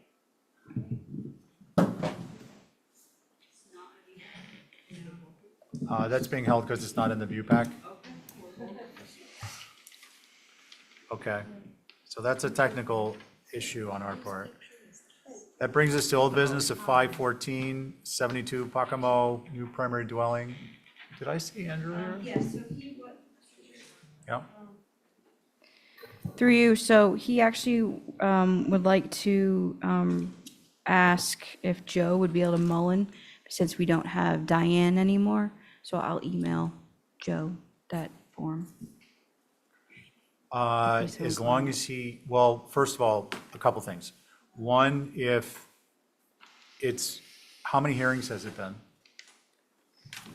Just one. Just It was one. only heard the one time before. So under the election, or typical past local practice, Angus would be the one to mull in on that, Okay, then I guess. to replace Diane. Because Joe's not listed as an alternate. Linda, you know what? You just texted me berating me for not keeping cross. Linda, you missed the most salient point when I actually read the legislation, the law. I just literally read it, and we all know what it means. And if you miss a hearing, just for the sake of clarification, you can mull it in. If you miss a hearing, that's it. Doesn't matter. Doesn't matter. Thank you. It's not in the law. Okay, point of order is taken. And I'll note that that's your one time of kind of speaking without having the floor for this evening. For what it's worth, I did listen to this entire thing, and I Okay, remember look, it. guys, I appreciate that, Joe. This is the bottom line. If it's only been heard once, Angus can mull it in if he chooses to do so. Joe can also mull it in if he chooses to do so. He would be an alternate if Angus decides he wants to be Kittredge's activated. property. And the preference is I want simply to, too. do the elective. And Ray's gonna too. And I'm gonna mull it in even though I'm on it. And then we'll get some more. Okay, 22 Toshima Lane. Katie is here. Katie, someone's here. Boy, this is gonna really affect how people operate. Yes, though, I'm here. again, where The Mullen? you miss it, you go to the back of the line. Oh, yeah. Well. Hi, Katie. Aye. Yeah, I'm with you. Katie, you see your site plan. Let Fiona know what page you want to be on to move forward. Well, let's just start with the plan itself. Showing the revisions as requested. All right, there we go. And that's the original plan. I apologize. Next, keep going. There we go. So as requested, I did, oh, where'd we go? The driveway apron, you requested that I extend that inside section to match the depth of the outside, so I did that, both at 4 feet. I added the climbing hydrangeas to every other panel on the exterior of the perimeter fence. We shrank the pool.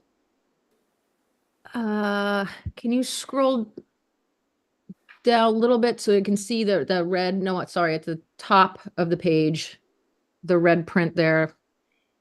Can't remember how many feet.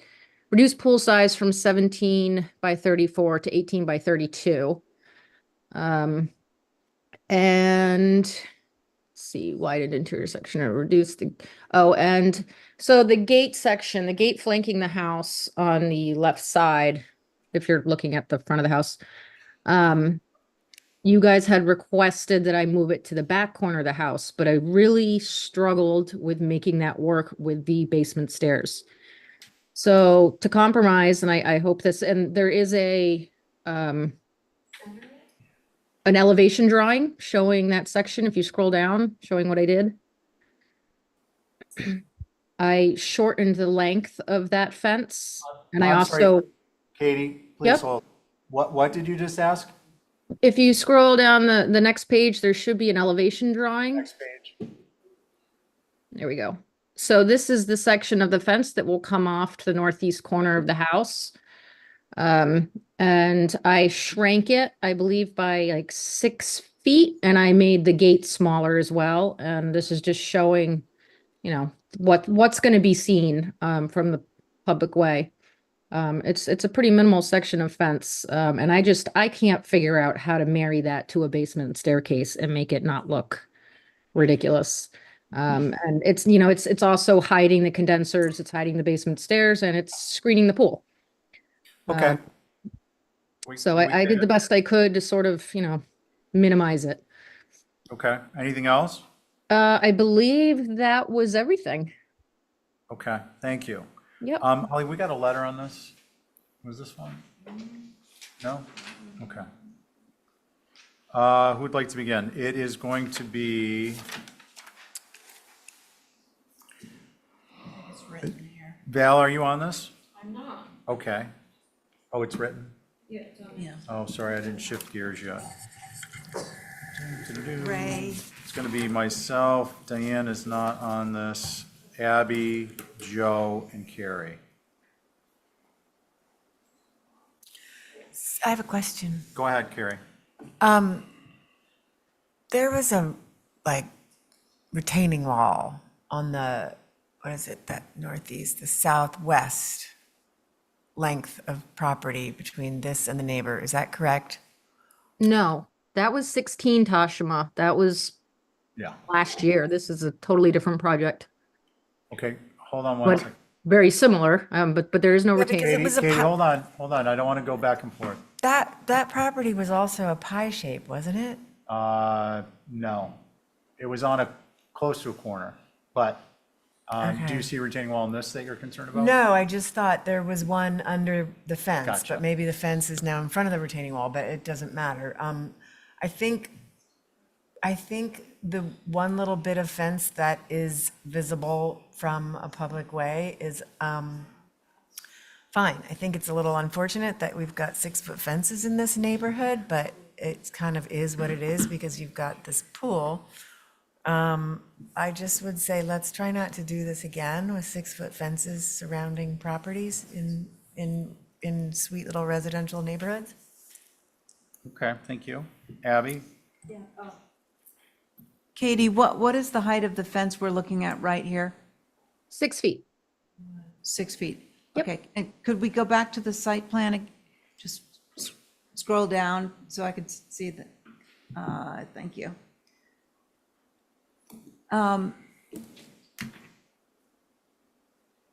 So the setback is the red dotted line that goes down into the pizza pie area, is that correct? Correct. And is Correct. the coping of the pool, is that like extended over that? Does that, There's one little corner of how hardscape, yes, that goes over the the setback, yes. Okay, I just want to make sure that that's the situation. The water line is well. Katie, please, just quick, short answers. We're gonna get moving. I'm good, thank you. Okay, thank you. Joe? So around the rear of this, you have board fence. And then as you wrap around where the shower is, it transitions to 5 and 1. And that presumably is also enclosing the shower. I think that is all fine. And I think I might have been the one that mentioned on the other side, pushing the fence back. I'm wondering if that 6 and 1 runs all the way down at an angle, and if it drops, 6-foot board fence drops to a 4-foot board fence and comes in either at the front corner. Just fences at the front corner of the house, I think, that are just disconcerting. I mean, I could see a 4-foot board fence coming in and tying in at the back corner of the condensers, and the condensers are also wrapped in a 4-foot board fence. I might be in the minority of that, but I don't think you need to have the 5 and 1 on the front corner of the house at the head of the parking with no screening from the street. I appreciate your rendering, and that certainly diminishes it, but I think the 5 and 1 fence is more appropriate at the rear corner. But I might be in the minority on that. I think that's a good idea. So a 4-foot board fence with a gate there in that location, I think would be fine. Doesn't have to come back. That would be my suggestion. No, you won't see the pool from that area anyway. It screens it, and the other side at 5 and 1 tying into the shower makes a lot of sense. That's my comment. Okay, thank you. Can we zoom in on that area with the basement stairwell and Yes, the yeah. fence? Here at by the driveway? Yeah.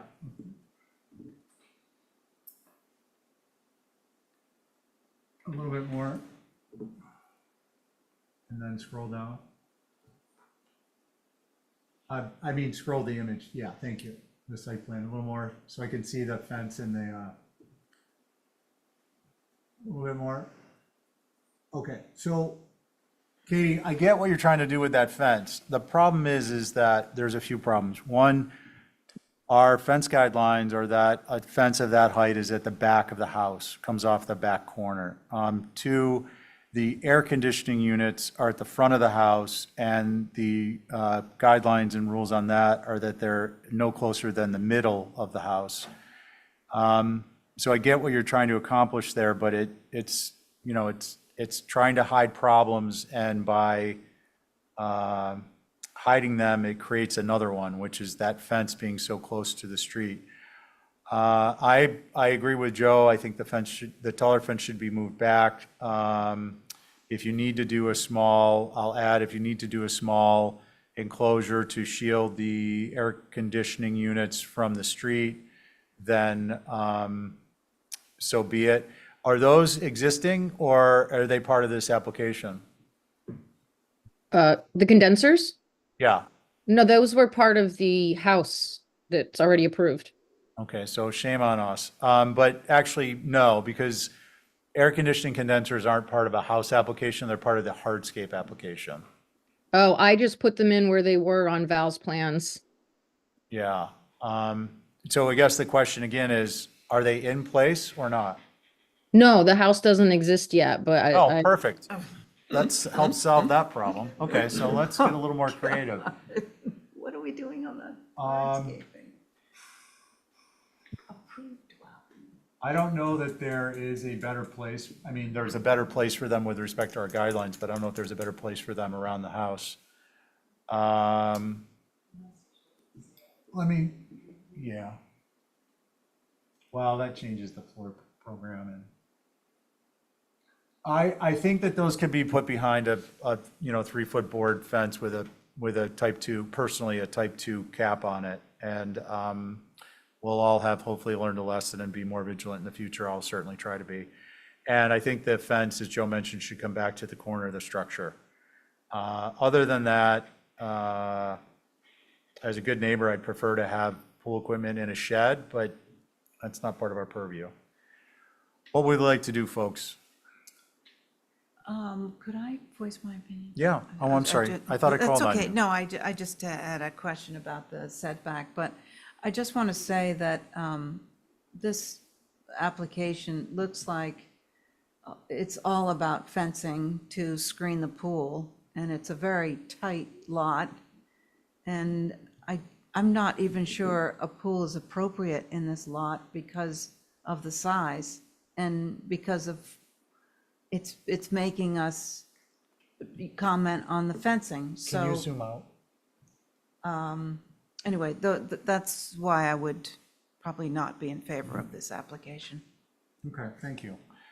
Boom, boom, boom. Well, that's, The pool is part of this application, so we yes. can shrink it if it's too big. It does seem like it's taking up all of their yard. Okay, we can, and I still want to talk about the apron, but I'd like you guys to consolidate your comments, because we have a whole bunch of stuff. We have, Ray said 6,542 applications still in front of us. So let's try and be a little more disciplined. Carrie, did you want to comment on the pool size too, or not? Yeah, I mean, Okay. the whole point is that the pool. Can we center this, please, Is massive. so we can and- see the whole site? I can't hear Carrie. Sorry, I you're just figured out that the pool was part of this application. I didn't Thank even, you. I didn't really realize this. I was back on that other property and it was really confused. But Abby was mentioning the pool and then I realized this is part of the application and I do think it still reads as very large and maybe we should be bringing it in Can I make a suggestion? end of the house. What? Take it What do you want to do with it? Reduce it. Declarative short statements. Reduce it. Reduce it by how much and where do you want it?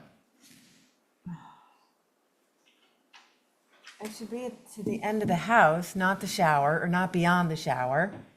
I mean, it's, the whole backyard is 5 and 1 6-foot fence, and it's because of the pool. So reduce the pool and reduce all the fencing. This neighborhood doesn't have 6-foot fencing all over the place. I don't know, reduce it to 26 by 14. Okay, so we got one for reducing the pool. I do want to note, just to be clear, that the fencing is within the perimeter of the adjacent yards. What I mean by that is it's adjoining property lines. It's not necessarily visible from the street. Our guidelines do not prohibit fencing around the rear of your property for whatever reason you want to have them. Again, I'm not advocating one way or the other. I just want to be clear on what our guidelines are that we voted in some number of relatively recent years ago. But having driven around this neighborhood, I know that there's not 6-foot fencing all over it, so you're changing the character of the neighborhood. So I'm not debating with you on that, and I'm not suggesting that I said anything about the height. I was just saying the perimeter fence. You bring up the height, that's a legitimate concern.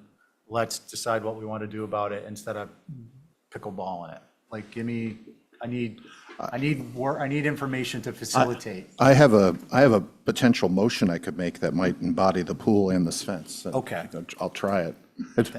Motion to approve through staff with the pool reduced to 14 by 28, and a 5-in-1 fence just wraps from the shower all the way around till you get to the condensers. And at the condensers, it transitions to a 4-foot board fence with a gate. Just a clarification, the 4-foot would be parallel to Tashma? Yeah. It would, you take where the current gate is, slide it back to the condensers, and that length of it is a 4-foot board fence, and then it ties into a 5-in-1 that wraps the property. All right, I would So- suggest to you, Joe, that an Exhibit A might be more meaningful for, I think we understand, but instead of trying to write So, that down. The intent being that instead of 3 different types of fence, a 5-in-1, a 6-foot board, and a 4-foot board, we have a 5-in-1 fence all the way around. That's one type of fence. It's 1 foot less in opacity, And it transitions to a 4-foot board fence. We leave the condensers where they are. They would just get hidden around behind a 4-foot board fence. And then there's no conflict with the railing for the stair going So down. that's 4 feet around the corner to that point, and then it Guys, jumps Yeah. up to 5. Guys, Right, correct. I know, but it's hard Yeah. to, like, we need to clarify for everyone. So Yeah. at the street and Carrie. then down is 4 feet. That one section that's rectilinear across the street. Joe, would you be down, so kind 4 as feet. to The rest is tell me 5 where, Yeah, this is, you're saying 5 and 1 from the shower around, yeah, all the way all the way up to here? So this drops from a 6-foot board to a 5 and 1. That comes all the way up to here. And I think at this point, you go to a 4-foot board fence and then that ties into there. So it's not on the front corner anymore, and you only have 2 types of fence, and Okay, we don't have a. the only potential hole in that is the air conditioners are gonna be not, They'd be wrapped in That that would be 4 fence. feet. 4 feet up and around the AC. Right. Okay. Does everyone understand? I'm not saying we agree, but do we understand? Okay. I'm not quite clear. Yeah, that's where we're gonna do an exhibit A. Basically, some of the fence is gonna be brought in on the left side, and because the pool is gonna be brought in on the left side facing the sheet. And at the front, you're gonna essentially transition down to a 4-foot fence. So you can walk away this evening with an approval for a little less pool and a little less fenced area, which is where we're headed now. Okay, so the fence would move back to just on the inside of the condensers? The fence would, essentially, and then it would wrap around the condenser. Okay, and it has to be 4 feet just going across and then 6 feet along the angle. 5 and 1. Yeah, well, 5 and 1, it was the permits for 6 feet around the back, and then the 5 and 1 was for that visible Yeah, section. no, Katie, we're changing it to 5 and 1. The whole thing. Yes. And then you get to plant some pretty ivy on it on alternating sections or some type of vining material. Okay, so I'm being told by the owner that he received an abutter notice saying that they wanted the 6-foot board fence. That's why that's what he requested. So Okay, well, we appreciate that feedback, but the board has at great length and with some pain discussed that this is too much fence and 6 foot is way too much. Okay. I'm paraphrasing. Okay, so I'm not sure how to go about this, but Well- the client is not willing to reduce the size of the pool any more than we already have. Okay, so Katie, I just want to, there's 2 options. One, you can hold for revisions, and the revisions can be what we've just stated, or actually 3 options. We can do an Exhibit A, which will be an approval for, again, the conditions we just stated, or 3, and I, don't say this lightly, we would motion to deny. Right, I mean, I don't know what else to do. The pool isn't visible and we've already reduced it a few feet, so I just. I'll address it. So Katie, this is the last point, and then we're going to move on. The pool needs to be enclosed by a fence. That's the only way it gets approved. That's standard operating position. Right. And in order for it to be enclosed in a way that's acceptable to the commission, there needs to be less fence. Therefore, the pool needs to get smaller. So it may not be visible, but it's not getting smaller as a function of it being a pool. It's getting smaller as a function of it needs to be hidden from view. Okay. Do you have a preference on how you would like this to, one of those 3 outcomes? Well, let me just ask one more thing. Can we compromise and make it a 16 by 32? I mean, I already reduced it a few feet. It was originally, 18 by 30. So Katie, if you can move the pool over towards, as you're facing the drawing, as it's on the screen to the right, Yep. and make it smaller at 1632, it seems as if the board will consider that. Okay. But this needs to come in clean. It needs to come in with the fence modified location, the notation's correct, 5 and 1, 4-foot location, pool downsized and slid over, because otherwise it's going to be, it'll be an abrupt determination. Okay. Okay? All So right, motion to hold for revisions. And I have an Exhibit A to describe that. Actually, could I have a motion to hold for the revisions shown in Exhibit A? Yeah. What Yeah. happened to the staff approval?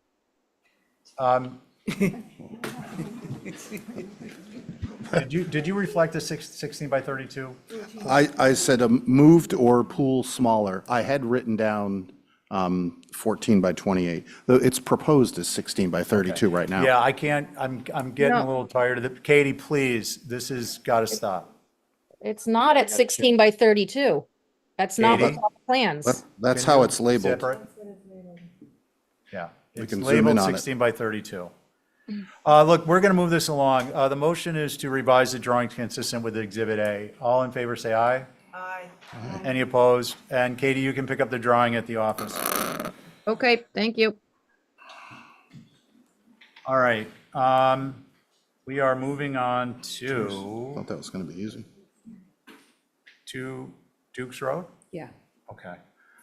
So Lisa, Yes, hi. we're gonna try and keep This the will be back and very forth easy. limited. No, I'll give you time to speak up front, answer questions if directed, and then at the end, you can comment as you wish. How's that? I think that's what I was doing all night. Perfect. No, I'm just saying, I'm trying to get us I back onto understand. base This should before be the end pretty of the simple. night. It was a very list of, and I transcribed the meeting minutes from the last time it was heard. We lost Diane as a member, so there's only 4 people sitting. It's Abby Camp, Connie, Joe Paul, and yourself, Stephen. So the biggest concern was everybody was good with the design. They just felt like the Long Ridge had to be broken up. And there was a suggestion to add chimneys, a roof walk, or move gables in closer to break up the ridge line. So we just added 2 chimneys. That's it? That was it. Okay. Wait a minute, let me, You gotta, look upside down. okay. As you said, it is myself, Abby, Joe, and Connie. Who would like to begin? Mr. Chair. Holly? Thank you. So just for the record, that this is replacing the circa 1940 and 1996 colonial revivals. I believe at least one of them has been moved for relocated on the island. Appreciate breaking up the Long Ridge with flanking chimneys. They could resemble a typical corbelling, or as such as the 1940s main home, one that had a simple and square one. I note that Commissioner Paul did ask for context with the site plan to be provided, but I think that is shown now. That was at least from my comment. So anyway, I think the revision is appropriate. Thank you. Okay. Let's see, Joe.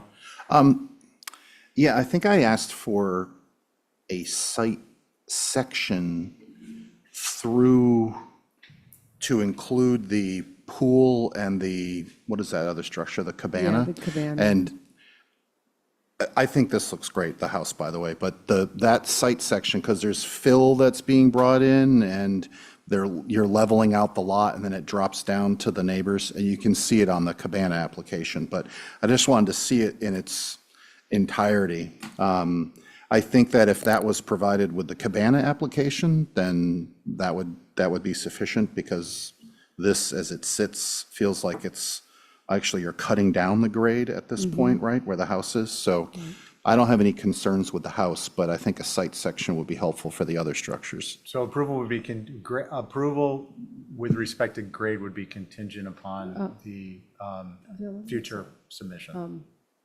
Mr. Chair, that's why we pulled the other 2 applications, because that will be the garage and the cabana, and we didn't have the site information yet, and that's Gotcha. why we held them.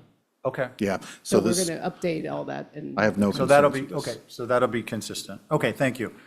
Carrie, I don't think I'm on it. She's not on it. what am I looking at here? Connie. I'm sorry, Connie. I have no concerns. Okay. Abby? None. Okay.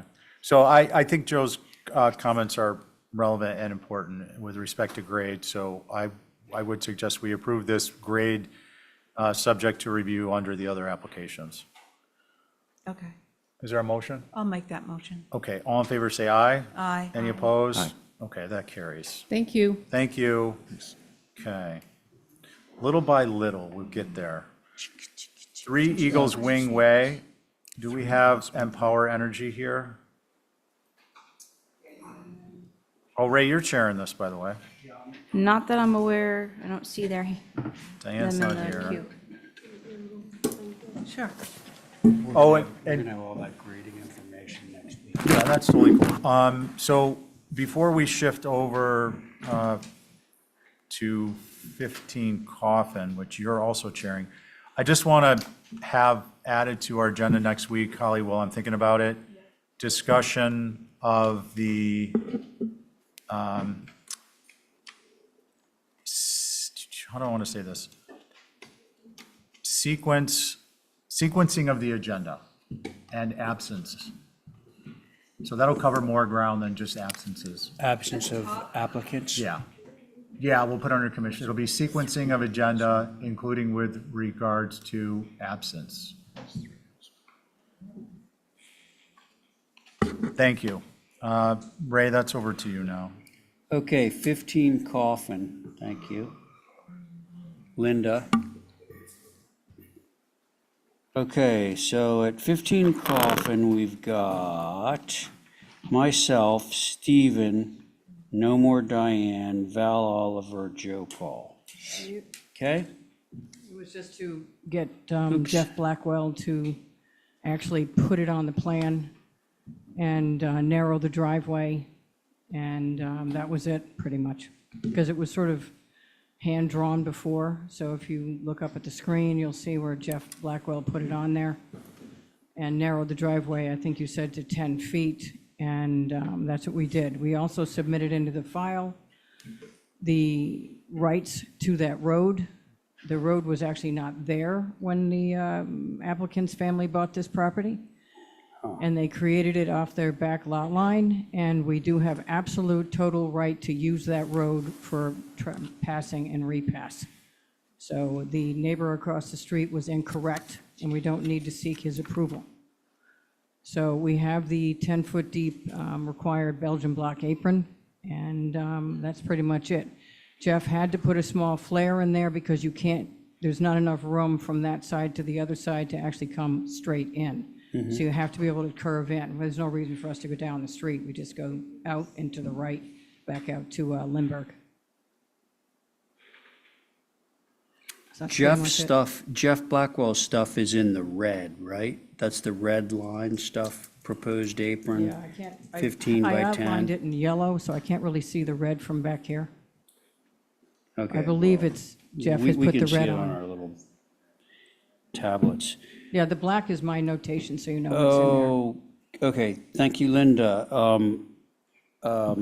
Holly. Thank you, Mr. Chair. So for the record, the house on the lot is a circa 1938 called Habtrot. There is a survey on file. We did receive a plan with dimensions. However, I don't think it was modified as you all requested with the curve, which I think Linda just mentioned why. Vegetation flanking the parking is proposed, just defined as just year-round. I think there was probably a little bit more that you all wanted. I did also want to mention that we have received comments from a butter, and they do have their hand raised. Lynn is here. Before we go to the abutter, do we have anything from Sconset Advisory? A.K. Rob Benchley. Rob is here, muted. Rob, it looks like you're muted, maybe. And I'll state my usual objection. No comments? Oh, no comments. Rob has no comments, correct? Correct. So then we had a hand raised. If that person could unmute and identify, please. Lynn, you need to unmute. There you go. Yeah, I'm Lynn Filipski, 5 and 7 South Road. I'm a neighbor across the street. For context, South Road has been there at least from prior to 1990 because the house to the east of the Lord's house has always had access to it. And the house on Lindbergh also, that was their driveway. So this road predates 1990 by quite a bit. For context, South Road is 9 feet wide with 12-foot setbacks for abutting property owners on Coffin Street, but I have a 6-foot setback on the north. You'll see on the GIS map, Coffin Street is within the old historic district, but not the SOH. So zoning is for head-in only parking with a maximum size of 27 by 20 feet. Our driveway is 10 feet wide by 21 in length and can fit 2 cars. The Lord's proposal is 40.25 by 22.8 feet for the main area. That's about the size of a pickleball court for context. And the driveway that connects to that space is 12.5 feet by 22 feet. So the total square footage could accommodate up to 6 cars with 4 cars parked side by side, as you would find in a commercial parking lot. At the previous hearing, the commissioners asked for a drone photo of the parking area with cars parked in that area. No, they However, I don't see that in the application and no change to the fluting. So if the HDC approves the curb cut, then we assume it will include the condition that the Coffin Street driveway is removed to comply with zoning regulations. We recognize that the Lord's property with a guest house has inadequate parking now that they've sold the adjoining lot. However, we do ask that the HDC considers the zoning parameters and the bucolic environment of this small private road. Thank you. To clarify, Mr. Chairman, the whole premise was this to remove the one on Coffin Street, which is rather unsightly. And that, so they only have one curb cut, which they're entitled to by law. Okay, so it is interesting that the Blackwell plan, I'm just making note of this for the record. The Blackwell plan does show the existing shell driveway off of Coffin Street. Oh, thank you for your comments, ma'am. So if I go to the aerial photo, then I see a red X through the shell parking lot on Coffin. So let's make sure that we're all speaking the same language here. We're and that required to is remove it. That the intent here is to remove the one on Coffin Street. Right, we are We all agree required to by that? zoning to remove it. Okay, very good. Just wanted to make sure. Okay, so let's see. We've heard from Holly, we've heard from the neighbor, nothing from Rob. And I've established a board. Yeah, therefore. Myself, Stephen, Val, Joe Paul. Yeah. Who would like to begin? Well, I have a question, because I'm looking back at old agendas to see when we last saw this, and it's the same exact plan. So I don't see where it's changed. Well, do you There have the was no red plan, Val, that's the problem. Blackwell? It was hand-drawn. Yeah, but there's no hand drawing. It's the same exact information. Well, the new plan was submitted a month ago. Linda, please, stop. So I'm having a hard time because I don't have it to compare to. And then I think in the beginning you had photos and those were helpful, and I am trying to find the original. What I'm looking at, I think it was March, Val. Linda, stop. That's the last time. Can we scroll down to the site plan, please? Yeah. So we're all on the same So page. I have a Blackwell and Associates plan. Here it is. Yeah. Yeah, I have that as well. Okay, just so we're clear what we're all Now, looking at. I want to be really clear beyond clear here, okay? There is another plan. There Linda, is one. stop. I'm just looking at that. Okay, the last time this was heard was on March 26th. Yep. Okay, Linda, stop. Again, stop, or I'm going to shut this down. The date, that was March.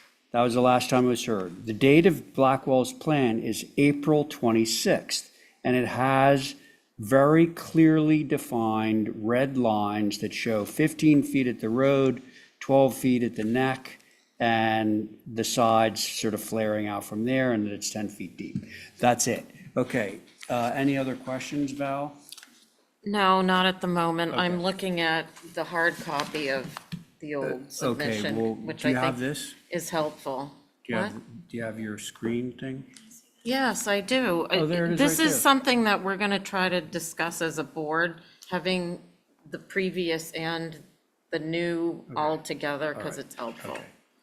Do you want me to pass? Yeah. Okay, who's I'll go. next? Go, yes, please. Okay, I don't have a concern with this, given clarification and supplementation of the vegetation from the street and elimination of the Coffin Street parking area. I think that it could be better designed. I think it could be closer to the homes to which it serves, but that's, if this is landscape with plant materials of that area, which could be privet, or they could be something else to screen it from the street, then I think that's appropriate. I do note that if this is utilized as it's indicated,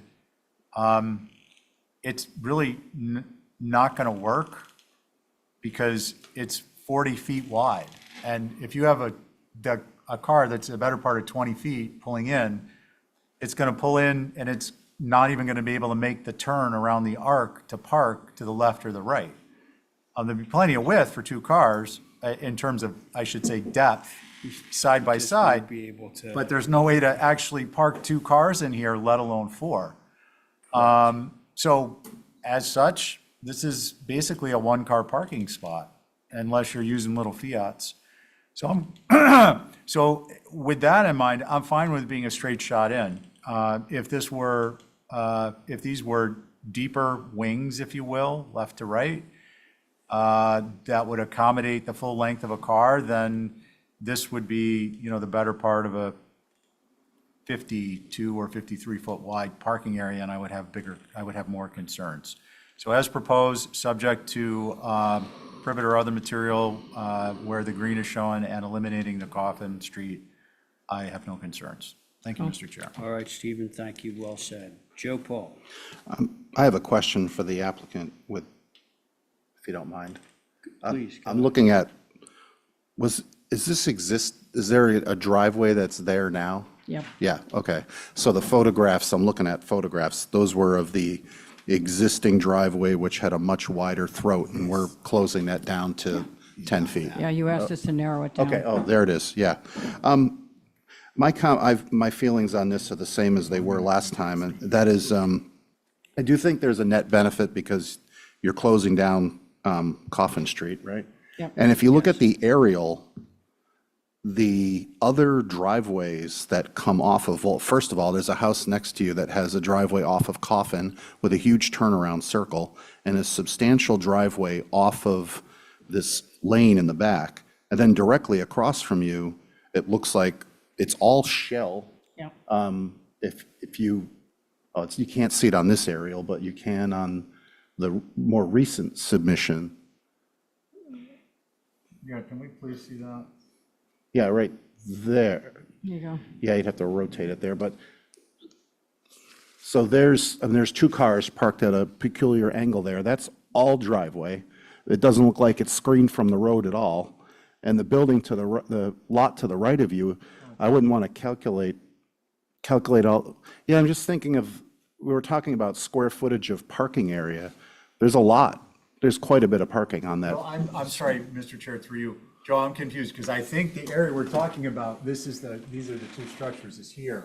Right. Yeah. He's talking I'm about just the one saying to that the for right. context, Yeah. He's saying There's there's big spots there. big spot of parking across the street, and I there's gotcha, I'm sorry. lots of parking on the property next door with two driveways. So I feel like what you're proposing is fine relative to the context, and it seems to be in keeping with that pastoral lane. So I have no issues.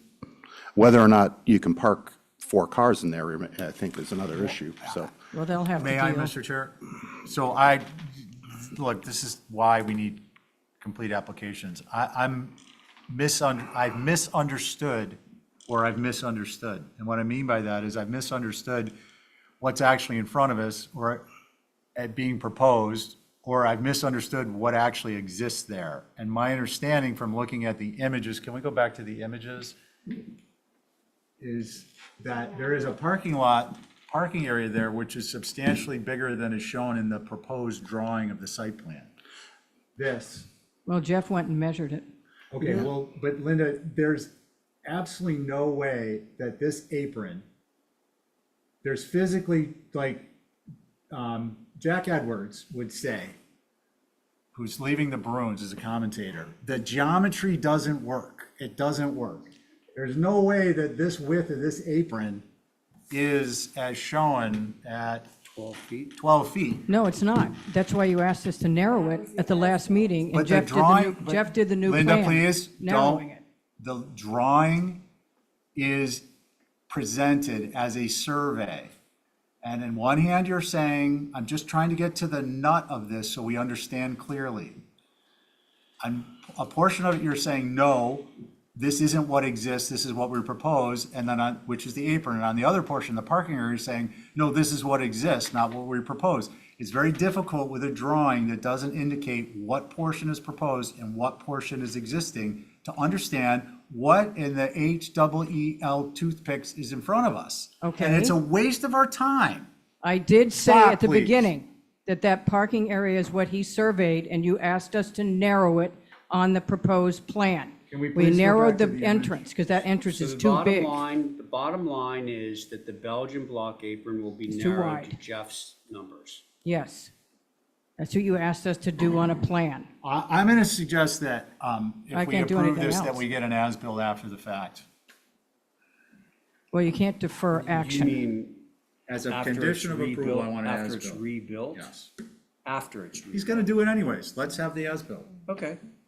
I mean, It's not anything having to do with trust or not. It's that it's very difficult to make a decision without knowing with certainty what's in front of us. There's ambiguity in terms of what's being represented You and what's asked us proposed. to narrow it down on a plan, and Jeff did the plan.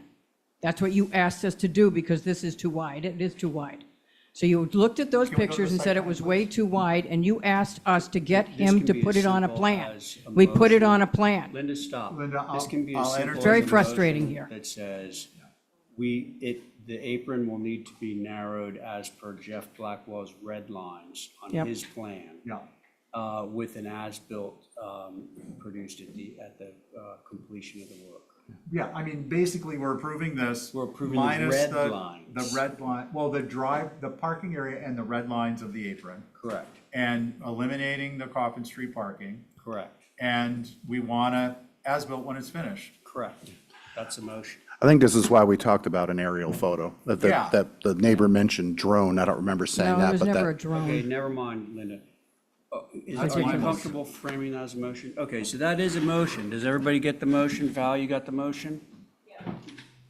Joe, you got the motion? yes. Okay, all in favor of the motion? Which includes vegetation. Which Yep. includes the vegetation, which is shown conspicuously on the plan. All in favor of the motion, Stephen's motion? Aye. No. You're not. All in favor, sorry, let's do that again. All in favor of Stephen's motion, say aye. Aye. Aye. Is that everybody? Okay. Yep, 4 in thank you. favor, none opposed. Okay, that's the end of our meeting, folks. Yeah, we For were all supposed to those get who- out of here 3 minutes ago. Yeah, I've fallen, I failed my promise to you. I'm so sorry. I think it just has to be something written on there. There has to One be more an- change. okay. Okay, any tidying up business before John adjourns? Whoever was on 15, please sign and I'll write it in next. He's gonna That'll write save you it. having to come in the on office. there. I was chairing. Oh, you chaired, I'm sorry. That's okay. Right, right.